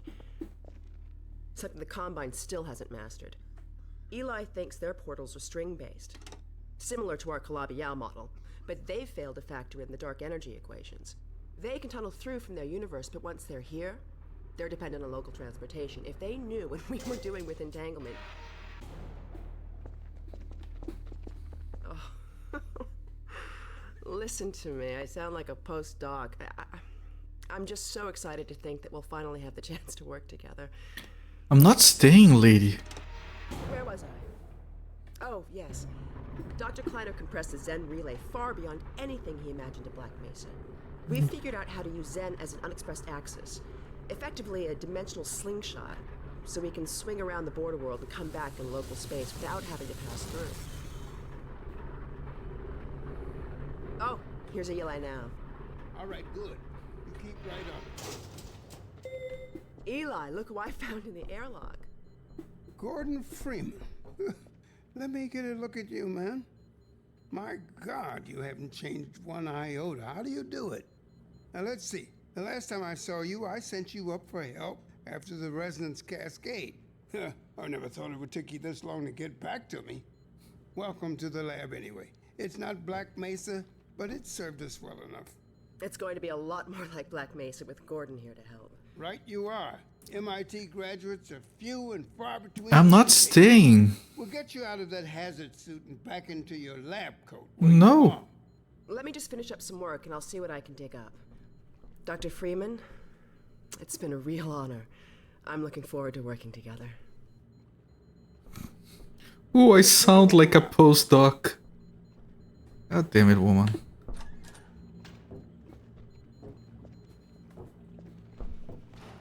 You know, it would be really fun if the game just turned into a bunch of science-based puzzles for another 20 hours and then the Combine invade and it's GG.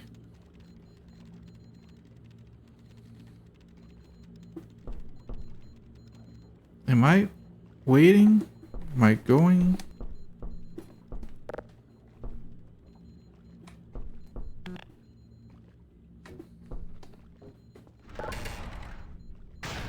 Oh, Gordon!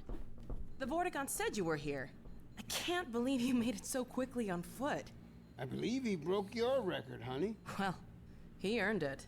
I guess you proved you can handle yourself out there. There's nothing... She winked at us, chat. With the possible exception of you. Dad, please.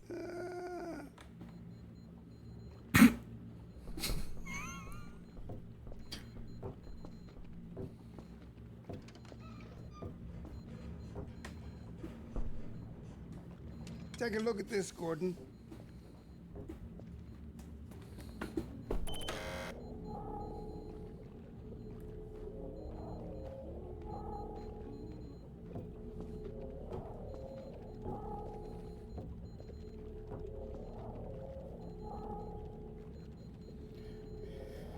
Boring science, come on.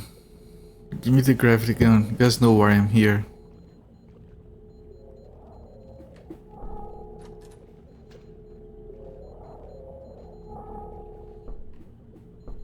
Alex, I thought you were on watch. The Vortigaunts relieved me so I could come see Gordon. Anyway, I should be in here working on the portal. I have the repairs well in hand. Someone misjudged the capacity of the Combine thyristor. Are you blaming me? No, not at all. It was a calculation error, not a mechanical problem. Then maybe you should let me do the calculations next time, as well as installing it. Alex, really? Sometimes I think you deliberately misunderstand me. Alex, why don't you take Gordon along and give him some practice with the gravity gun? Sure. Come on, Gordon. Let's go have some fun. The zero-point energy field manipulator is not a toy, Alex. Ugh, let's get out of here.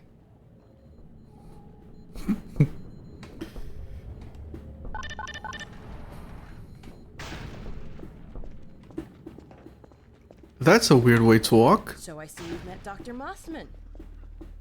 She's one of the main reasons I spend so much time outside. You should hear her drone on about how it should have been her in the Black Mesa test chamber that day. I'm sorry, I shouldn't be talking behind her back. It just gets a bit claustrophobic down here. No, please do talk behind her back. Passage to Ravenholm. We don't go there anymore. We don't go there anymore. I was gonna say. Walk this way. I knew she was gonna say we don't go there anymore. I'm going there right now, but yeah, sure.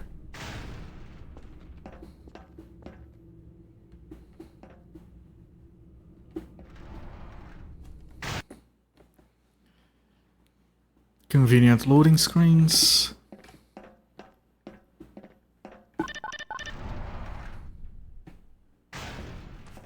So, here we are. The scrapyard. This is the gravity gun my father was talking about. You can call it the zero-point energy field manipulator if you really want to.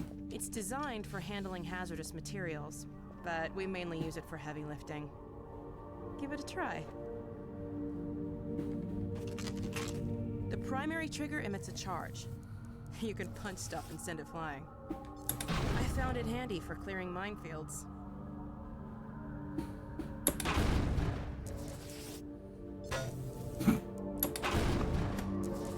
The secondary trigger lets you grab things. You can throw them with the primary. Once you pick something up, you can drop it gently by pressing your secondary trigger again. Pick up some stuff and toss it. Look, we have a physics engine. Alright, it's fine. You've earned it, Valve. This was amazing at the time. You can also pull stuff over from a distance. Give it a try.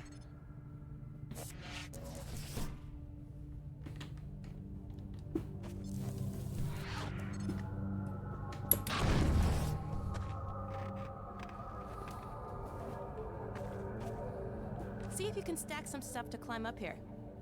No, that's boring. Sure.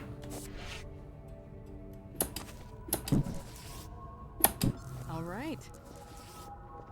See if you can climb to where I just did. Look, Ma, without my hands. Check this out. Look what I can do. Now let me call Dog. He loves to play fetch. Dog! Come!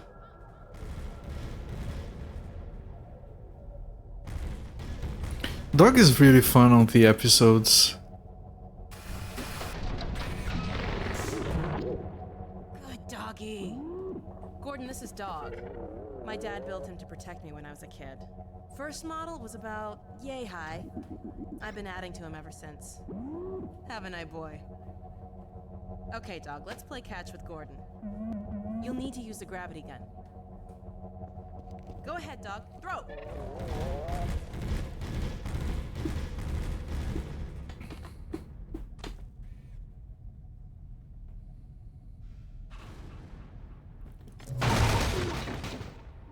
Throw another, Dog.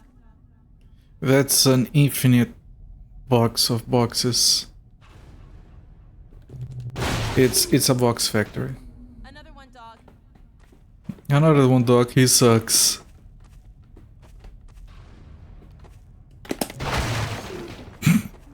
Go ahead, Dog. Throw! Dude is just shaking its head. Like, this dude sucks. Good catch! Throw another, Dog.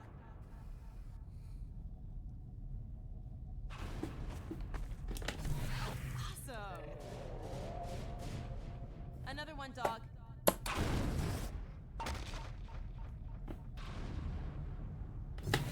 Excellent. Dog, go get your ball!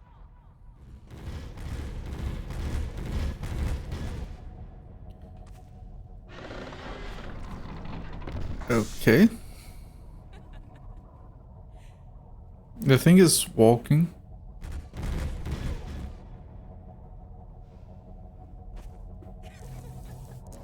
The thing is this on purpose? I think it wasn't on purpose.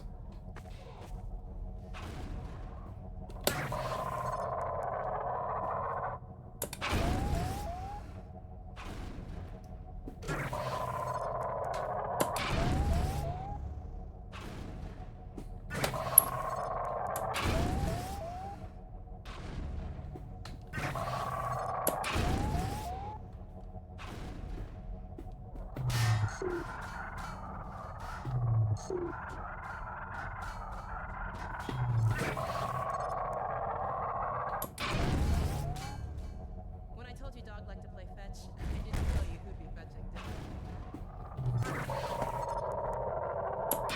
Nice catch.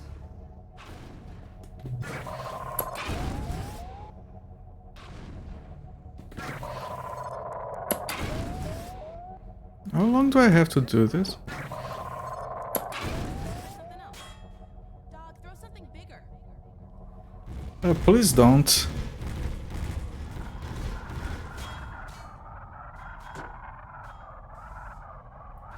The thing is pushing me around. No, Dog. No, boy. Down. Put that down.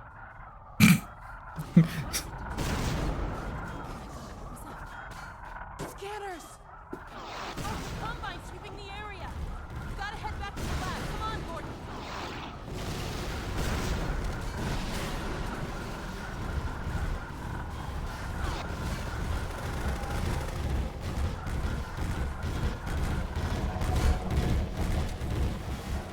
Dog, come. Dad, Alex, do you read? Alex! Honey, What's going on in there? where are you, Alex? We're in the scrapyard airlock, stuck in a full auto cycle. Is Gordon still with you? He's right here. Good. I want you to Dad? take Gordon out of here. Head for the coast. Do not go through Rafe. Dad? Dad! Damn it! Dog, open the airlock. Get us out of here.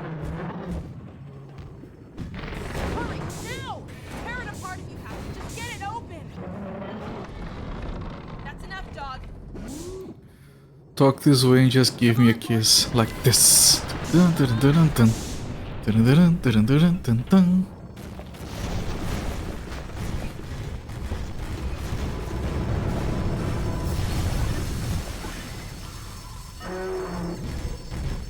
Gordon, you need to get out of here. I can't leave my father. Dog, take Gordon to the Ravenholm tunnel, then circle around and try to meet up with me. Hurry! I guess we are going to have Ravenholm, obviously. Favorite part of the game for some people.